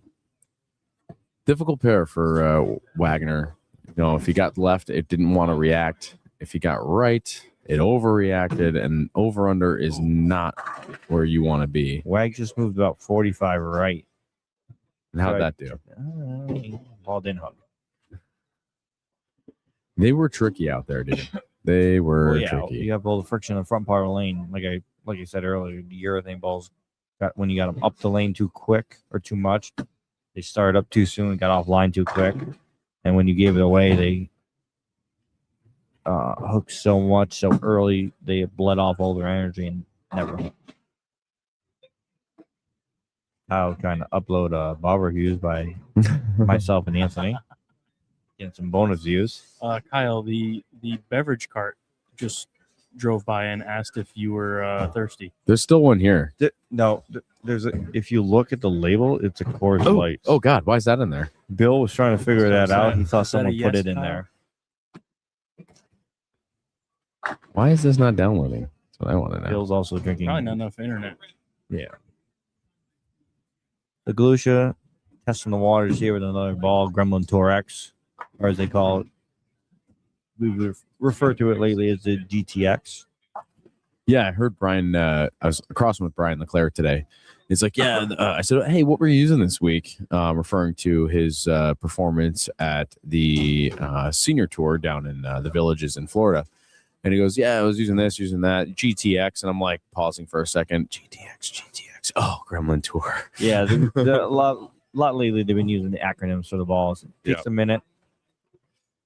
Well, anything to keep us layman's, on our toes.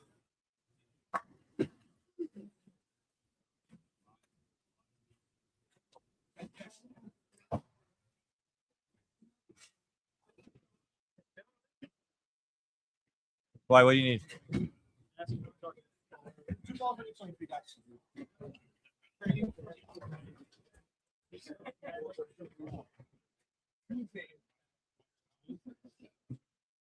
Right, so Zach Gentile is going to get his practice in. Wow, that Ion Pro looks pretty good, doesn't it?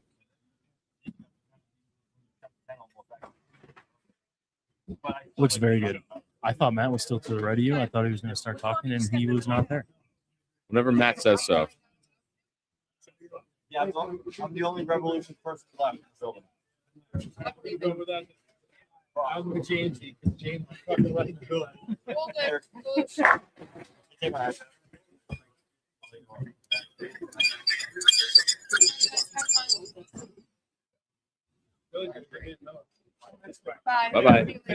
Oh, never mind. This is two. Bill? I tried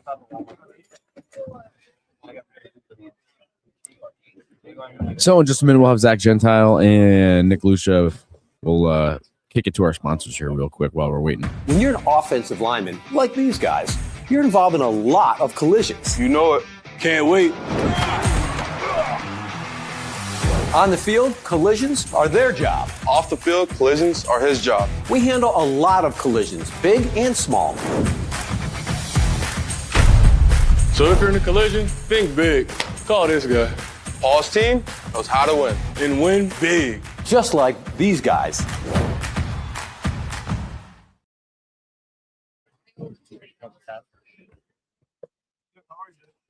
And while we're at it, we'll give a shout out to all of our sponsors. Kingpin's Alley, they are a gold level sponsor. They have locations in Latham and South Glens Falls. Beautiful bowling centers, family entertainment centers, lots of games and whatnot.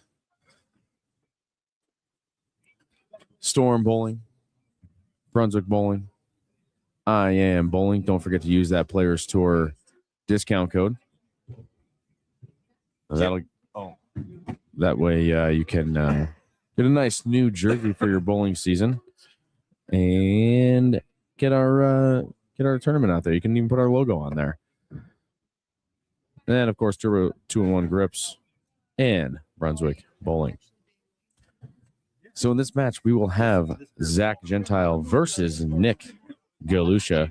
We're gonna have to reset the scores. Looks like we need to clear that up. Oh, thank you. You're welcome. I told you the beverage cart came by. I love it. Love the beverage cart. They should be. No.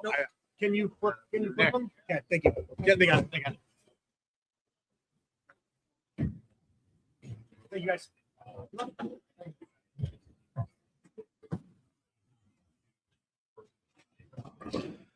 So Nick Lucia will be up on lane 13. He's got 2 matches to go if he wants to win. I didn't watch any of practice. Did anyone see what was going on?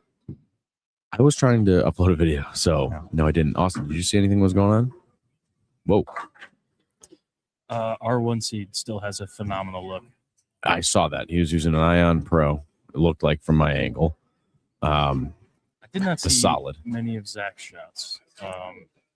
I was too enamored looking at that bright blue ball go down the lane. But Verano absolutely pipes it, by the way. Galusha just switched to the GTX and hooked a lot. Yes. Hooking at the spare. Hooking at the spare with a plastic ball. I've never actually seen him do that before. Yeah, he always backs it up. Yeah, backs up. Or whatever you want to Cross call it. lane. And yeah, I've never seen him go. I wonder, okay, this might sound ridiculous. He's probably doing it because of a little friction. Do you think he is taking a look at how his plastic ball looks in the track? I'm gonna guess no. Okay. You don't think he's that type of player? The guy likes to spin it, get his feet left. Wow. Why would he move his feet right? Zach Gentile just crossed over going away with a 5-pin.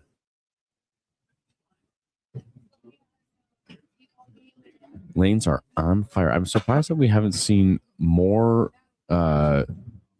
standing in front of the ball return the last few games. Yeah, I'm gonna guess he's gonna meet that move very quick in this match.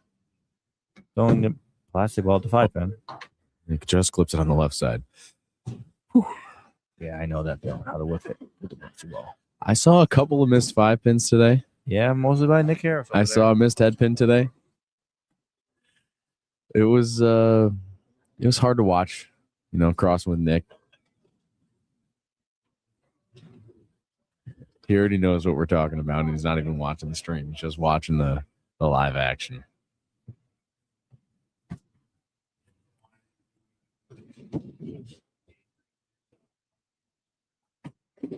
He's playing about 27 at the Arrows. That shot looked real good. Yeah, that one got out way farther. What's he using, do you know? I think he's using a Red Outer Limits Black Hole. And Galusha does have that GTX in his hand, Gremlin Tour X. Yeah, I just don't think he really. I don't think he really threw the last one good. I think he kind of grabbed it at the bottom. Got to be clean and roll it. And got away with almost had a baby split. Leaves only the 3 pin. Let's see what he does here on lane 14. Standing at about 30. I guess he's going to be looking at 27, 28. Yep, exactly that. Rolls good. Gets a little mix. Strike for Galusha. Even match here too. Pays me 200. Totally tied up. Thanks, Connor. You're welcome. We do want to thank Connor and Taylor for being our field reporters. I do think that adds a nice little touch, It don't does. you? I like it. I like to walk around because Jimmy likes to put the top X number of bowlers on the pairs all the way to the right, and none of us can see the scores, so that helps. We're gonna have to get them their own headset. I think mine's a little too complicated. Well, I mean, Taylor right now is checking out the casino, see how they're doing. We should find out how the tables are going. Somebody get a message out. I told him to put $70 on the red 9. Oh, boy. Galusha, lane 13. Much better shot. Really rolled that boy. one. How did you like that? Another 3 pin. He did not like it off his hand. I did. He didn't. He looks like grabbed he's it. about 5 boards left on that lane, doesn't he? It's hard for me because I'm at an angle. You're more. Yeah, I would say he's about maybe almost 5 boards. Looks like he's going to throw that same spare shot. Yeah, he's gonna hook the mix. He looks like he was about 5 boards left of that, and then maybe about 3 or 4 left at the Arrows. Honestly, this is. He moved deeper with the mix. Well, he hit the left side of the pin last time. This time he wanted to hit the right side. I wonder if he's also trying to create a little shim without anyone know it, what he's doing right there. Well, I don't think he could because it's on the right side of the 3 pin. Yeah, but his ball's getting to the right on the right side of the 3 pin down lane. I guess you're right. Sure. Yeah. Good call. Maybe you have a little genius thinking back there. Gentile, much better shot. Absolutely pured it. He's about 5 boards right of Galush, but he also has probably a couple more miles an hour on Galush too. Yeah, well, he throws about. Well, let's see. He throws about 2 miles per hour harder than Galush, and his rev rate's way higher too. But he's also using a cleaner bowling ball than Galush. Well, I mean, I guess his ball's lane shine or shine. Galush's lane shine by now.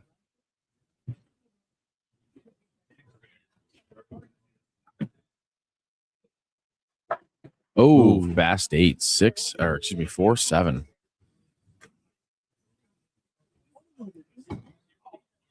Verano getting warmed up on 19 and 20 for the championship match.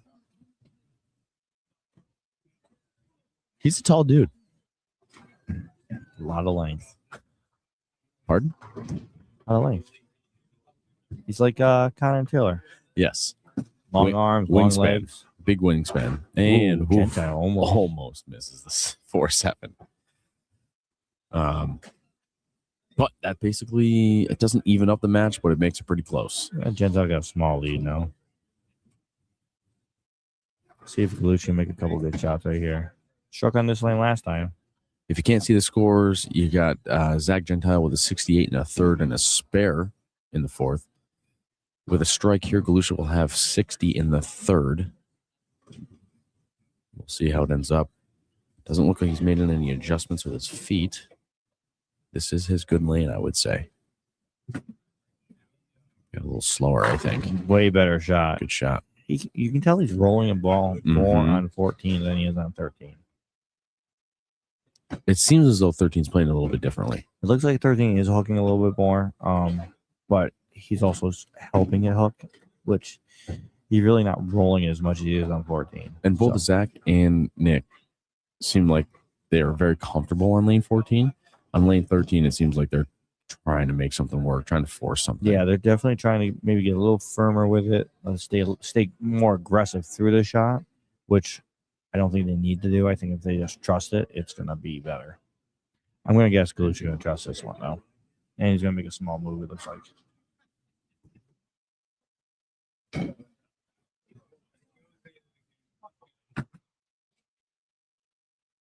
Oh, with a mixer on 13. Big double for Galusha. Definitely moved left on that one. He did. You can tell that one. And he's loft in the gutter now. Yeah, a little loft on that one. I mean, 13 and 14 look like they're playing about 5 boards different because Galusha's landing it on 3 or 4, going across 20 or almost 30. Tintel has moved in on this one. This is his good lane, too. And he is left on that one. The last shot on 14, he hit about 21. That one he hit about 23. Interesting move because that was his good lane, but he's obviously got the room to do it. Oh, yeah. He's probably trying to stay ahead of the move still, which is the right thing to do in bowling. You don't want to be behind. The worst. Welcome to Kyle Haynes School of Bowling. How to stay behind.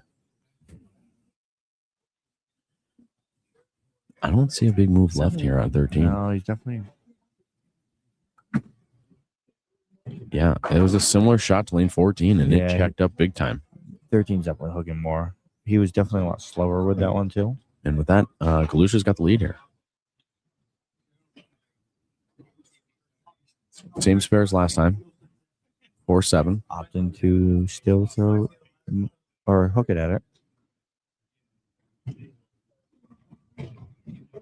We want to thank you guys for joining us with our coverage here of the Revolutions Championship at Boulevard Bowl in Schenectady, New York. This is the Players Tour. Zach Gentile converts the 4-7. And Nick Galusha up on lane 14, working on the double. These next 2 shots for Galusha are huge. He can really start running away with this thing. For this match.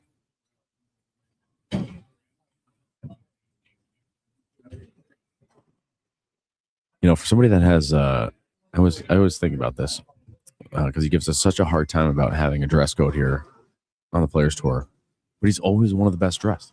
Always got a collared shirt on. He's more nice, of a clean t-shirt jeans. fellow, but yes, he almost always wears a collared shirt when he bowls. He likes just to hear himself complain. He grabbed that one. He did grab that one. Stone 9.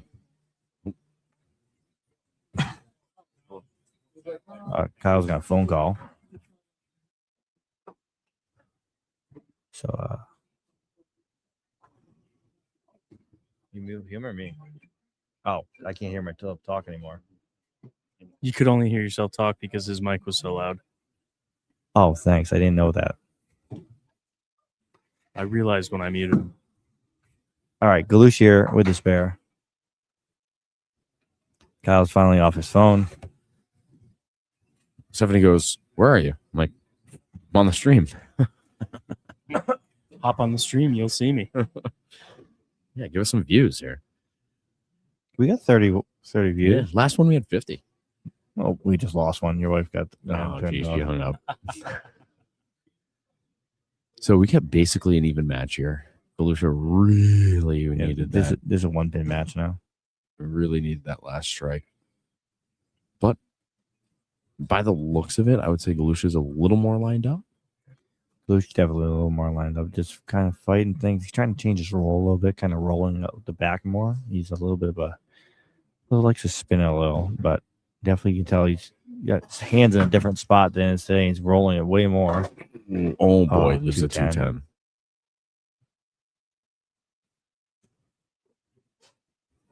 Not an impossible spare. Galusha's extremely experienced. He knows how to make this spare. I'm going to say he's going to give it a run.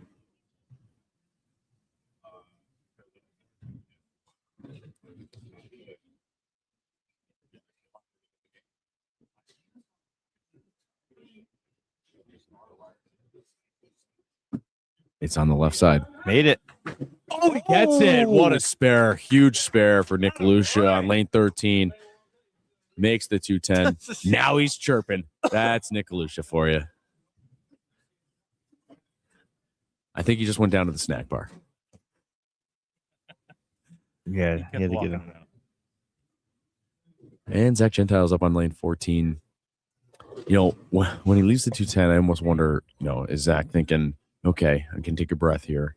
Then when he makes it, he's thinking more like, all right, now I got to throw a strike. I mean, I always believe everyone can make us anything. So Exactly. I can't think like that. Like, oh, I have an open out. He liked that one. Yeah, that's a good lane. I think the same way as Matt. I mean, if they leave it, they can probably make it. Mhm. So you might as well assume that it's going to be a make. Exactly. Unless it's like a 7-10 or a double P knockout. Sure. Then I'm Sure. a little more relaxed, but still, chance is always still there. Let's see what Zach does on this lane. He's left the fast 8 twice. Definitely took a step left. He took a giant step left.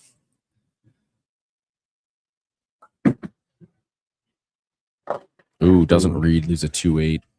Does the same thing Galusha does. Only got the 8 out. He absolutely Not the. fired that one. 10 at out. 18 Yeah, I and got a the half. 10 out. 18 and a half. And that's reading it down lane. He's got to be throwing 20 miles an hour off his hand. Oh, it's at easily least. 21 off his hands. I'm actually surprised Zach didn't go to the loft before he moved his feet. Because Zach likes to throw it in the air. Ooh. It's the face of the 2. Converts to 2-8. Still got a basically even match here. Yeah, 1-pin match still only switched to Gentile's favor. But I'd say Nick's got a better. He still has that better look on both lanes. I know that he left the 210 on the left lane, but I think it was just maybe a missed throw. Well, I think after he kind of grabbed the last one on this right lane, obviously next shot probably Wanted to let it go. Yeah, a little let go, a little probably missed a little at the bottom.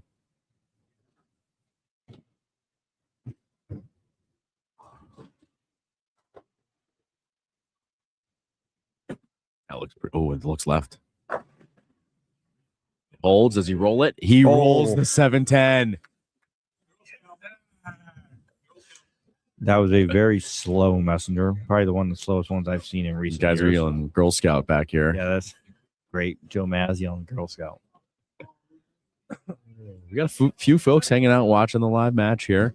I want to thank you guys. Appreciate you guys for hanging out with us in the stream here. We are at Boulevard Bowl in Schenectady, New York.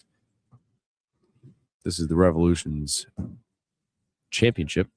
Galush really can put the pressure on Zach right here with a double.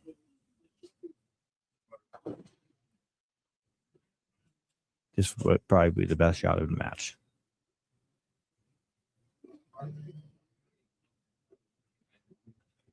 He took an extra 1.5 seconds on that one.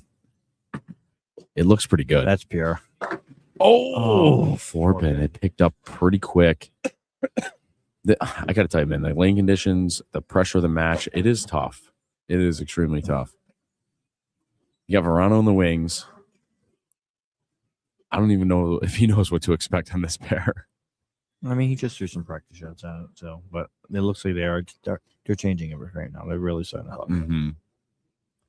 And the it's interesting because the right lane is good for Zach. So Galusha's kind of like falling behind just because they're both on the left lane is no good. Well, yeah, Galusha, the 2 spares back to back really is the difference in this match, especially because he was on the spare and got the 8 mm-hmm. and 9 would be an even match. If Zach strikes here, he's up by 1, but he's on a strike. Yeah, but it looks like Zach actually moved his feet a little left on this lane too. He just keeps moving left. He keeps moving. I don't know if I really like this one move, but see if he does. It's a little more left through the face. 6-10. That's a match changer right there, folks. Yep. He makes a spare. That gives Galush the lead by 1. And Zach also goes to the bad lane. Correct. Both of their bad lane. But Galusha finishing up the 10th frame on his good lane, on both the good lane for both of them.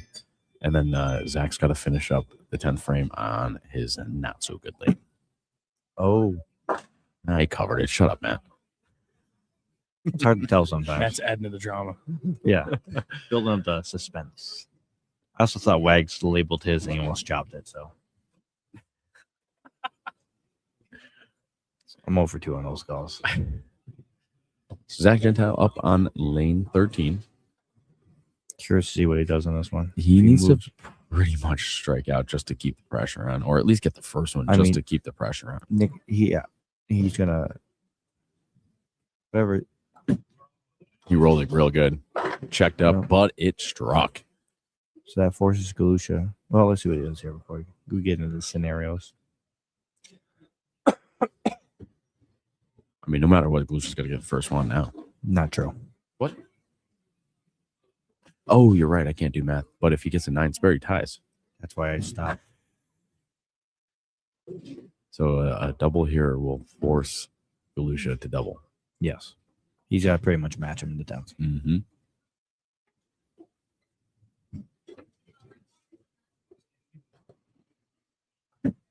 Oh, he fired that one.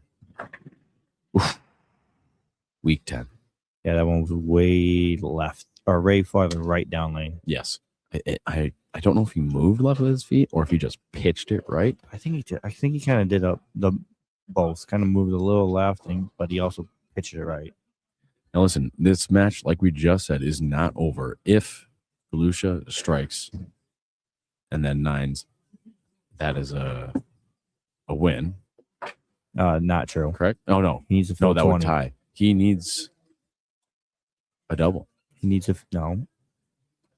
Do the math for Kyle, me. do you know how to do math? No, if he gets a strike, that's 187 he in the needs 19. He needs to fill 19 or more. Right? Didn't I just say strike 9? Well, yes, but you give him the spare. Strike 9 is whiff is a tie. No, strike 9 spare is a win. Yes. Yeah, That's what I was getting at. Oh, well, you didn't say Strike that. 9 and then spare Listen. would be a win. You guys are falling apart over here. Real train. He wreck. needs this first one. If he gets anything other than 9, He needs 9 on this it's shot. over. Oh, Good looked shot. Pretty good. And he strikes. He needs 9 here, folks. He needs a 9 spare at least. He does not need a 9 spare here. At least he just needs any kind of mark, fellows. God, I'm really bad at this math thing. Sorry, guys. That's what I'm here for. Is this why you're missing cuts, Kyle? Dude, no, math Just is not 'cause why of- I'm missing cuts. No, he misses guts because he starts moving his feet left. I suck. He needs to start thinking like he's left-handed. Just stay on the ditch and just fire it in there. Yeah. That's Kev's sake. Fired in there. All right. Needs any kind of mark. 9 ties. 9 missed ties. Well, 9 fill ties. Any 9 count. Anything to go 9 out the back. 8-1 is 9, Kyle. In case you can do that. That's a tie, though. No. Yes. I said. Never mind. Never mind. Don't listen to Great math. shot. Oh, 2 pin. 9 needs to make it. But he needs to make the spare and he wins. 2 pin spare wins by 1. Glad we could do all of this commentating for you and keep really good score. Yes, George. I think George's he. stream goes, Kyle, were you hanging out with Jamesy in the park? Yes, I think he was. No, I have never. How long have you been bowling? It's really too long. And you still can't do bowling? I can do bowling. I know bowling score, but doing the math is the hard part. Apparently not. Important spare here, and Got he it. absolutely covers it. And that's the win, folks, by 1 pin, 207 to 206. Nick Galusha will move on to the championship match against Nick Verano. So the clean sweep is still It's alive. it's alive and well. It's alive. I think we're gonna have to change the rules for next year. You're gonna have to be in the last position because I've given them a lot Not of just money the away. first match. Technically, Kyle, you have to. Yeah, you got to So let change me- your word. So your rules. have any of the winners reached out to get their chimneys swept? I don't own a chimney, so Of course no. not. I do give out Kyle's card though. Thank you very much. You just did my friend's house in Williamsburg. See, Devin agrees. Bowling math is hard. Thank you, Devin. Devin, it's only hard if you don't learn it. Kyle's also probably have a couple Miller Lights that affect his judgment. Not judgment, just my. We did see that ability beverage to cart do roll that. by not too long ago. I like when Nationals has the girl with the cart, just like an airplane. Everyone Mel gets so Crystal excited. bought it the one year in Syracuse. What happened? Oh, the cart. The yeah, whole he cart. bought, yeah, the lady was doing last call. And Mel said, "I'll take I'll the take whole it. cart," and she actually just left the cart there. So Nick Verano new to the Players Tour. This is his very first tournament. Obviously he throws it pretty good. Yes. Family of now Danielle Urbano, formerly Danielle McEwen. Also family of Victoria Verano, collegiate bowler, very good in her own right. So quite a bowling family here at the Boulevard Bowl. Let's see how he's lined up. Look, did he was practicing with his Ion Pro. Now it looks like he's an IQ-AI. Oh boy, that looked pretty good. I think Stone eight Danielle down. came over and asked him to try that ball. Oh really? I believe so. Ball repping back here. I mean, it helps when she's a member of Team USA for multiple years in a row. She kind of knows what she's doing. She knows a thing or two about the bowling game.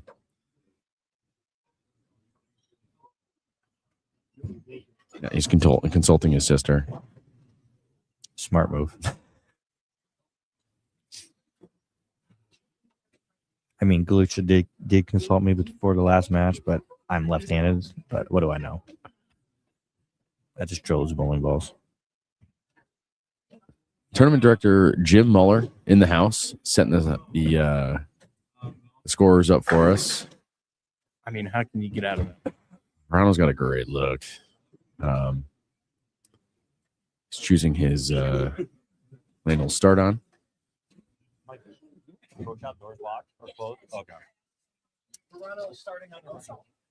Oh, so Verano will be starting on the right lane, Volusia on the left. Got a battle of the Knicks. Nick Verano, Nick Volusia, championship match here at Boulevard Bowl.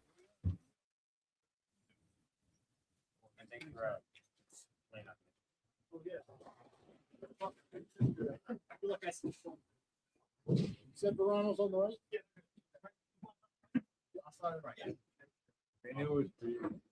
All right. Here we go. One of these two gentlemen will be our next champion. Someone's walking out here a lot richer. $3,000 richer. We can half print the banner too. Somebody call Amber. Yeah. Let her know that she can put Nick on the banner.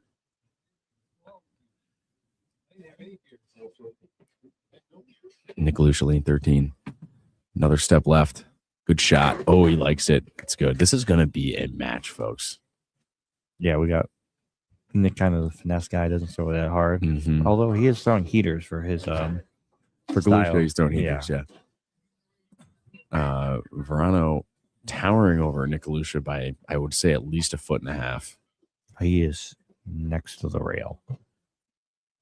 Right on the gutter. The left gutter.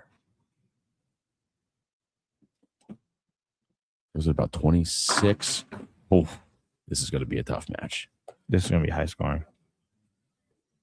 With that being said, they're probably going to be about 180 to 180. Yeah, if you have anything to do with it. Yeah. We would like to thank Boulevard Bowl for hosting the event this week. Did we check back in on them if they want to host it again next year, same time? I have not. I've been a little busy today. Same time, same channel. 96 bowler field. Bowling for $3,000 on top. Same weather conditions as last year. Cold, rainy. Oh, a little high on that one. Leaves a 4-pin. I actually expected it to fall. Nick's got a kind of an interesting style. He kind of looks normal. Then all of a sudden, I don't want to say normal, but like it kind of looks like he's going to do this 1, 2, 3, 4 slide, but he gets up there and he does a little quick stutter step right at the foul line. Kind of looks like a two-hander stutter step. If I'm not, it is. It's exactly the same. You're right. It is. It's the get the hips out of the way step. Yes. And Good that's, call. That's exactly what I cannot do when I try to bowl two-handed. It's non-existent. Nick Volusia here on 14. Double would be huge. Just to get ahead of the match.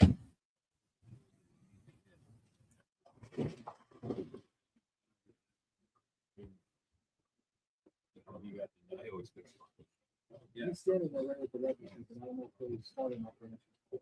Lucius starts a little bit further right than Verano, but he takes a lot more step left. Oh, that is left off his hand. Stone 9-pin with the crossover. Ooh, we're up to 38 views. We were at 40, so shut your mouth. 40 for a second. Yeah. Don't forget to like, subscribe, share. Click the bell to get alerts from the channel, folks.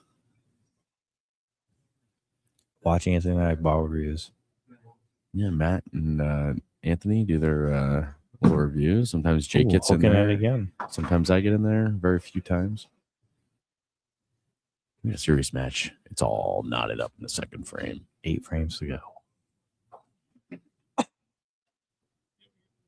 I'm not gonna lie, Bill's cord is very distracting to me. Bill's what? Hey, look at his His Mophie code. lightning cable. Yeah, look It's at it. actually got lightning on it. Yeah, the lights that charge up his phone. Yeah. Yeah, we almost lost our Wi-Fi. 2 reasons. 1, because he went to take a pee, and 2, because his screen's down. Yeah, his phone is not charging very fast. It's supporting the entire live stream, so it's turning out some gigawatts. Starlink, if you want to sponsor us next year, you can. Would be very helpful. Galusha on lane 13. See that one much better. Oof, real good, real clean. 13. Oh, yep.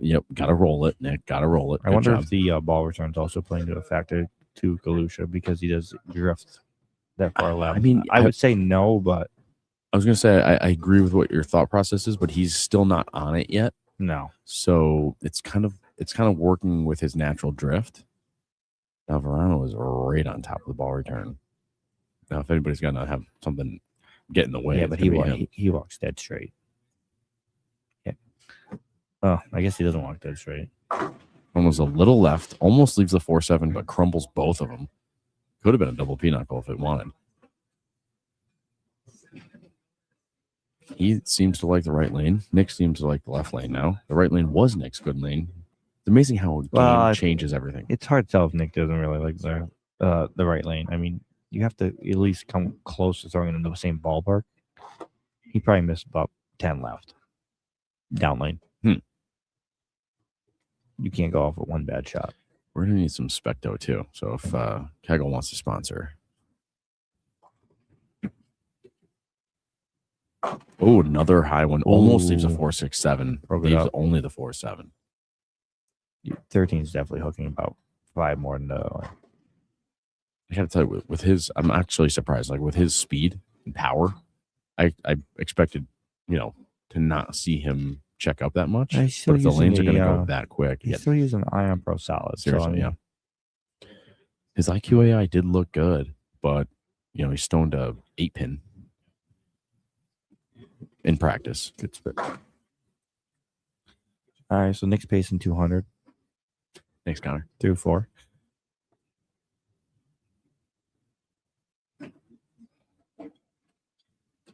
Let's see if Galusha can throw a better shot this one.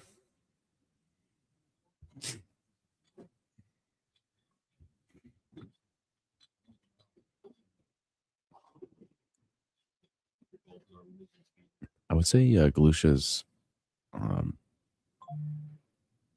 prep before he takes his first step is slower only. No. Sorry, second slowest to Matt Fazone. No, he's way slower than me. I've literally checked my email, looked to my right at Mikey, and you have to move. No, once he gets set, he is. Oh, way that's quicker left than you. It's again. Way left. Stone 5-pin. Now I at see this, one hand up in the audience. Is it Bill Rice? I gotta tell you, if there is No. a bowling tradition that I would love to see get destroyed, it would be raising your hand for a 5-pin. Stop leaving 5-pins, guy. It's not even for me. I'm just saying. I just think it's stupid. Hooks at it. Oh my God, it's got a hook. Are you nuts? He brought his extra big spare ball to hook at it. We puckered a little. Actually, if Connor didn't drill it upside down, it probably would have hooked more. Connor likes to drill the plastic balls upside down. Like, exactly how do you mean? Like pinned down by your thumb? Yes. Not that it probably truly matters, but it does put the puck somewhere different. We'll have to ask Nick Harris. Marissa, I don't remember what any of Five us pin. said, so I don't know what's dumb. 5 pin. The 5 pin's dumb? Yes. The 5 pin. You said put your hand up. Oh, yes. Oh my god. Sorry. We need a new. Listen, as soon as I'm like an Alzheimer's patient, and as soon as I say something, I forgot what I said. Another good shot. Oh, and he Ooh. crumbles the double pinochle. I mean, my memory is very bad, but you literally said it 30 seconds ago. So my solution to the whole hands up thing is if you have your hand up and the person makes it, you all owe them a beer. That's the real way you're supposed to do it, actually. But then why does no one actually do it? Because they would waste a lot of money. I don't care. It would de-incentivize. I that believe when whole I left the stupid 5 thing. pin at Nationals last year, you were the first to raise your hand, by the way. It's possible. Ooh, stone 4 pin. The lanes are tricky. And he's the first to double spare, so Galusha's I didn't see it. kind of got the lead right now. He's got the lead by 1. Galusha with 80 in the 4th, strike in the 5th. Verano with 79 in the 4th, and potentially a spare here in the 5th. Yep, covers it perfectly clean. And we got a 1-pin match. 23 miles an hour down lane on that spare. Yeah. It doesn't even look like he's throwing it 23. No, effortless power. What's that? Effortless, yeah. Yeah. Yeah. Well, yeah, 6.5, 7 foot wingspan.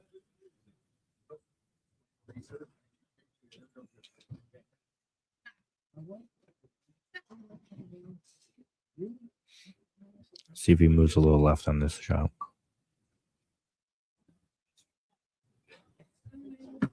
Oh, yeah. I think he threw it good. I just don't think the ball read. No, that is definitely not the right ball for that lane. Yeah, I think he's got to switch. He's a 2-8 on lane 13.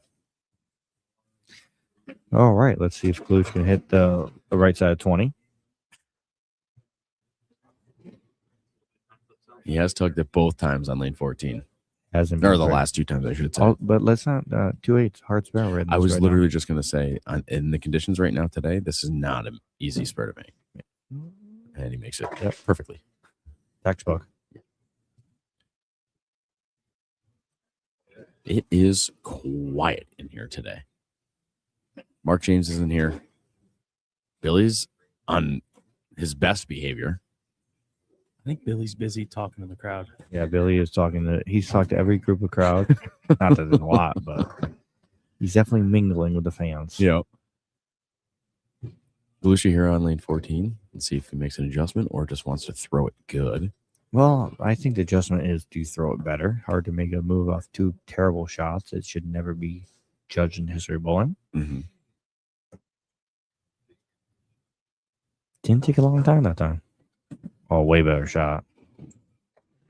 Leaves a 2-pin. All right. Oh, at least he didn't hit the 2-pin on his first shot.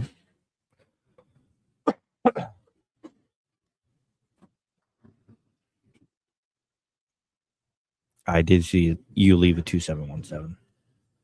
Talking about Devin? Yes. Yeah.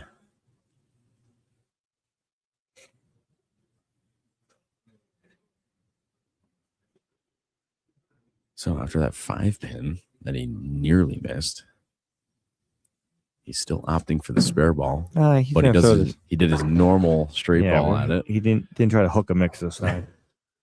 We have a 3-pin match, both on spares in 6th. Nick pacing 200. Thanks, Connor. Nick's got a Which 100 in the 5th, and The other Nick's pacing the other Nick. 197. Sorry, I should clarify. Galusha's got 100 in the 5th, and Verano 97 in the 5th. Ooh, somebody just tripped over a 3-ball rolling bag down there. One in the middle of the floor. Yep. The blue one. No, Oh, the okay, one- good. there's no one within 20 feet of us. The blue one's mine. That's why I'm worried about it. I don't know why it's in the middle of the floor. Galusha is good lane. He strikes here. He's going for a Dutch 200. Better shot. Oh, another crumble. Another crumble. But a strike nonetheless. Nick's trying to decide what his move's going to be.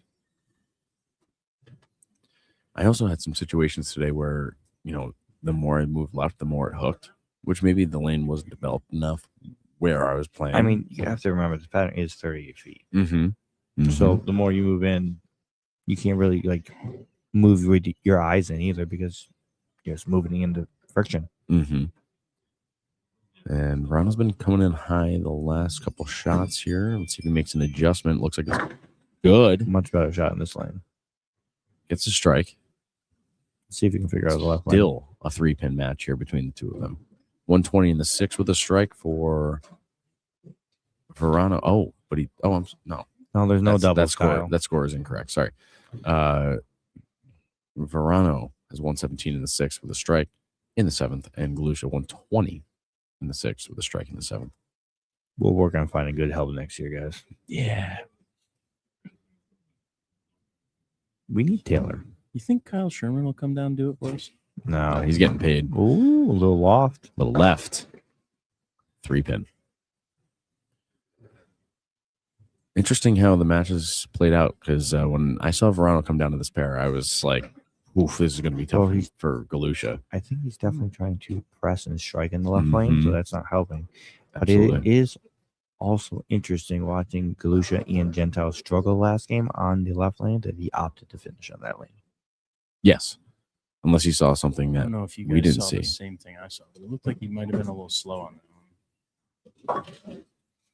Yeah, I guess what was he throwing? 18 something before? You're right. But also once you get more left, your ball speed tends to slow down. Yeah. Yeah, that shot also hooked away more, so it could have been ball coming out to friction, Mhm. slowing it down. All right, let's see if Galusha can meet somewhere in the middle. Then his last couple attempts. Double here will put him in the driver's seat firmly. Buckled in, you're saying? That's right. Yeah. 5-point harness. I was just about to say he's going to buckle the harness. Still doesn't look like he's moved a lot left. No, He's I mean, basically in the same spot. it's hard to move. Like, I mean, you can only judge off the last one. That one was Oh, that way looks better. left, though. It's left, yeah. He might have thrown it good, but he was left. And this is a nasty, nasty split right here. Totally makeable, but you got to be close. You got to be precise. I'm going to guess this is going to be made. Well, he made the 210 last game. He's going to throw cross lane at it.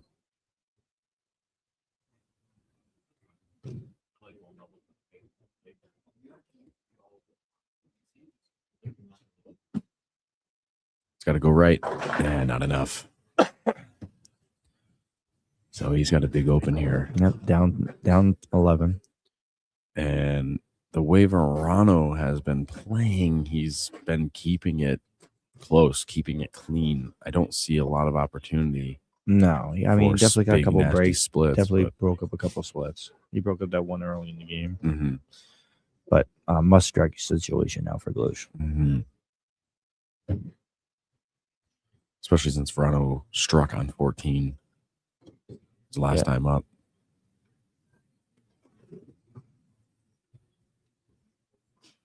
It doesn't look like you moved left at all.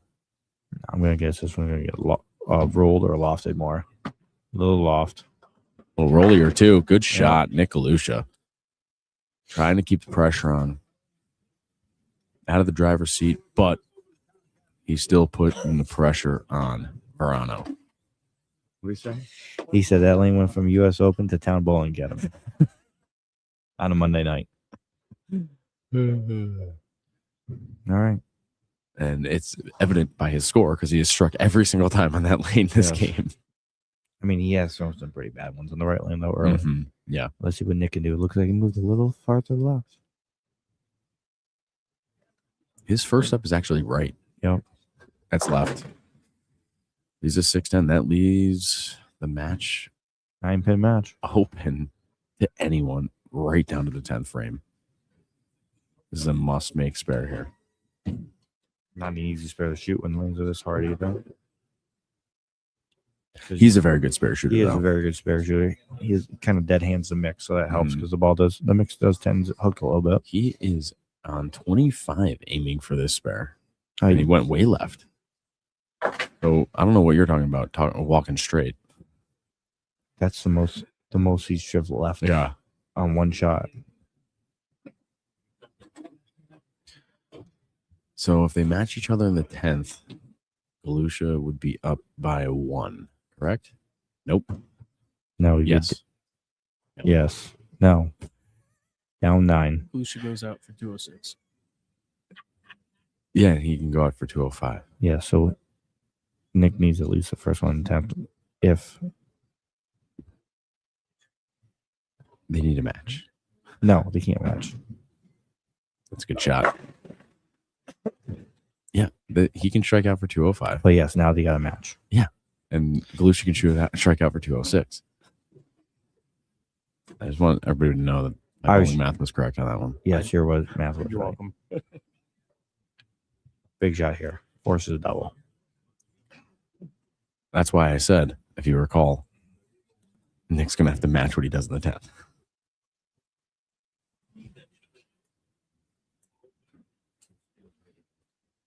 Yes, Connor, I agree. Counter sending messages that I don't know how to keep score, except I was the one that was correct on this last Well, one. that one you were. He threw that one pretty good, Yep, and he made the liked it right off of move. his hand, and he is making Galusha strike on his bad lane. So, do you recall when Verano chose the lane to start on? And you said that you weren't sure if that was a good call. I mean, that is Well, if his you were- first strike on that lane. If you were going based off of the previous 2 matches, Galusha threw a lot of strikes on the right lane, not a lot on the left lane. Yeah. So probably But Galusha's got to finish on the right lane, but now that's his lane. That lane is gone for him. That's also our first double of the Whole match. I mean, other than count, this this This is just keeps the icing on the cake, but big miss on that one. But double 9 Galusha 9 needs. count. Hey Matt, remember when I said he needs to match Verano in the 10th frame? Yes. Match or better. So he has thrown a couple of bad shots on this lane 14.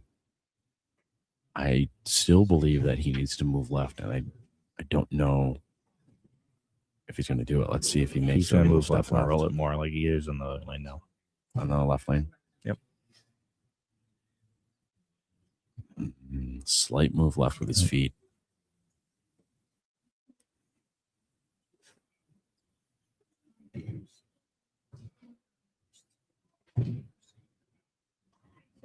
That looks like a good shot, folks. Oh, and a ring 10. Wrap 10. Wow, that's the best shot on that. That was a good shot for the win, but Nick Verano will be the Revolution's championship winner for getting a double 9 in the 10th. Lucia will go out for 180 something. What a match. That was a nail biter. Right down to the 10th frame. Lucia doesn't care about throwing that last shot. Didn't even want to give him pins. Didn't even want to give him pins.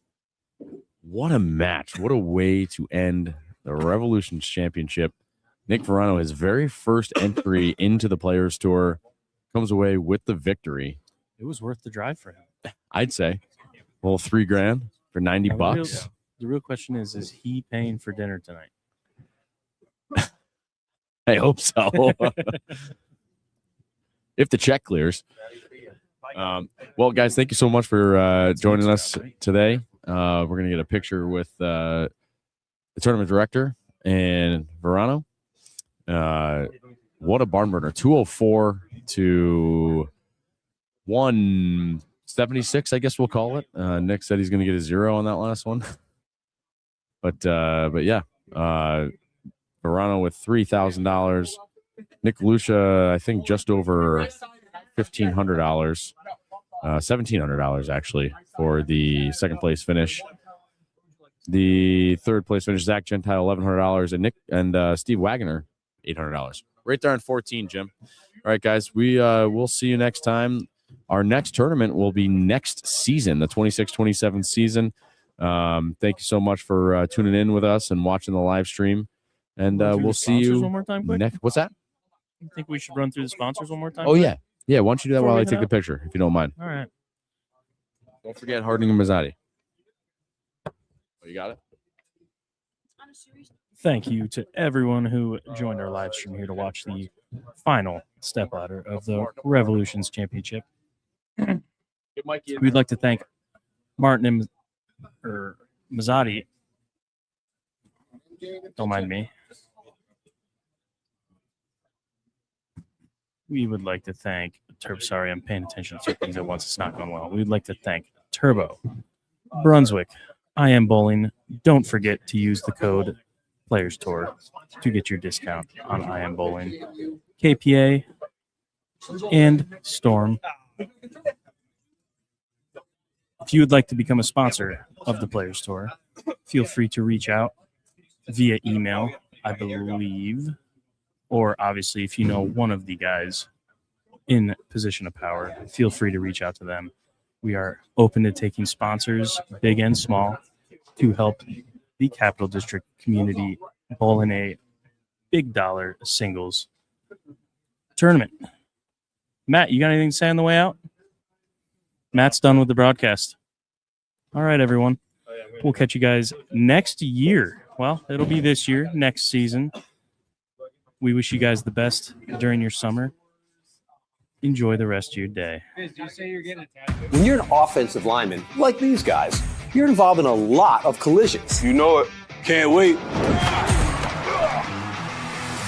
On the field, collisions are their job. Off the field, collisions are his job. We handle a lot of collisions, big and small. So if you're in a collision, think big. Call this guy.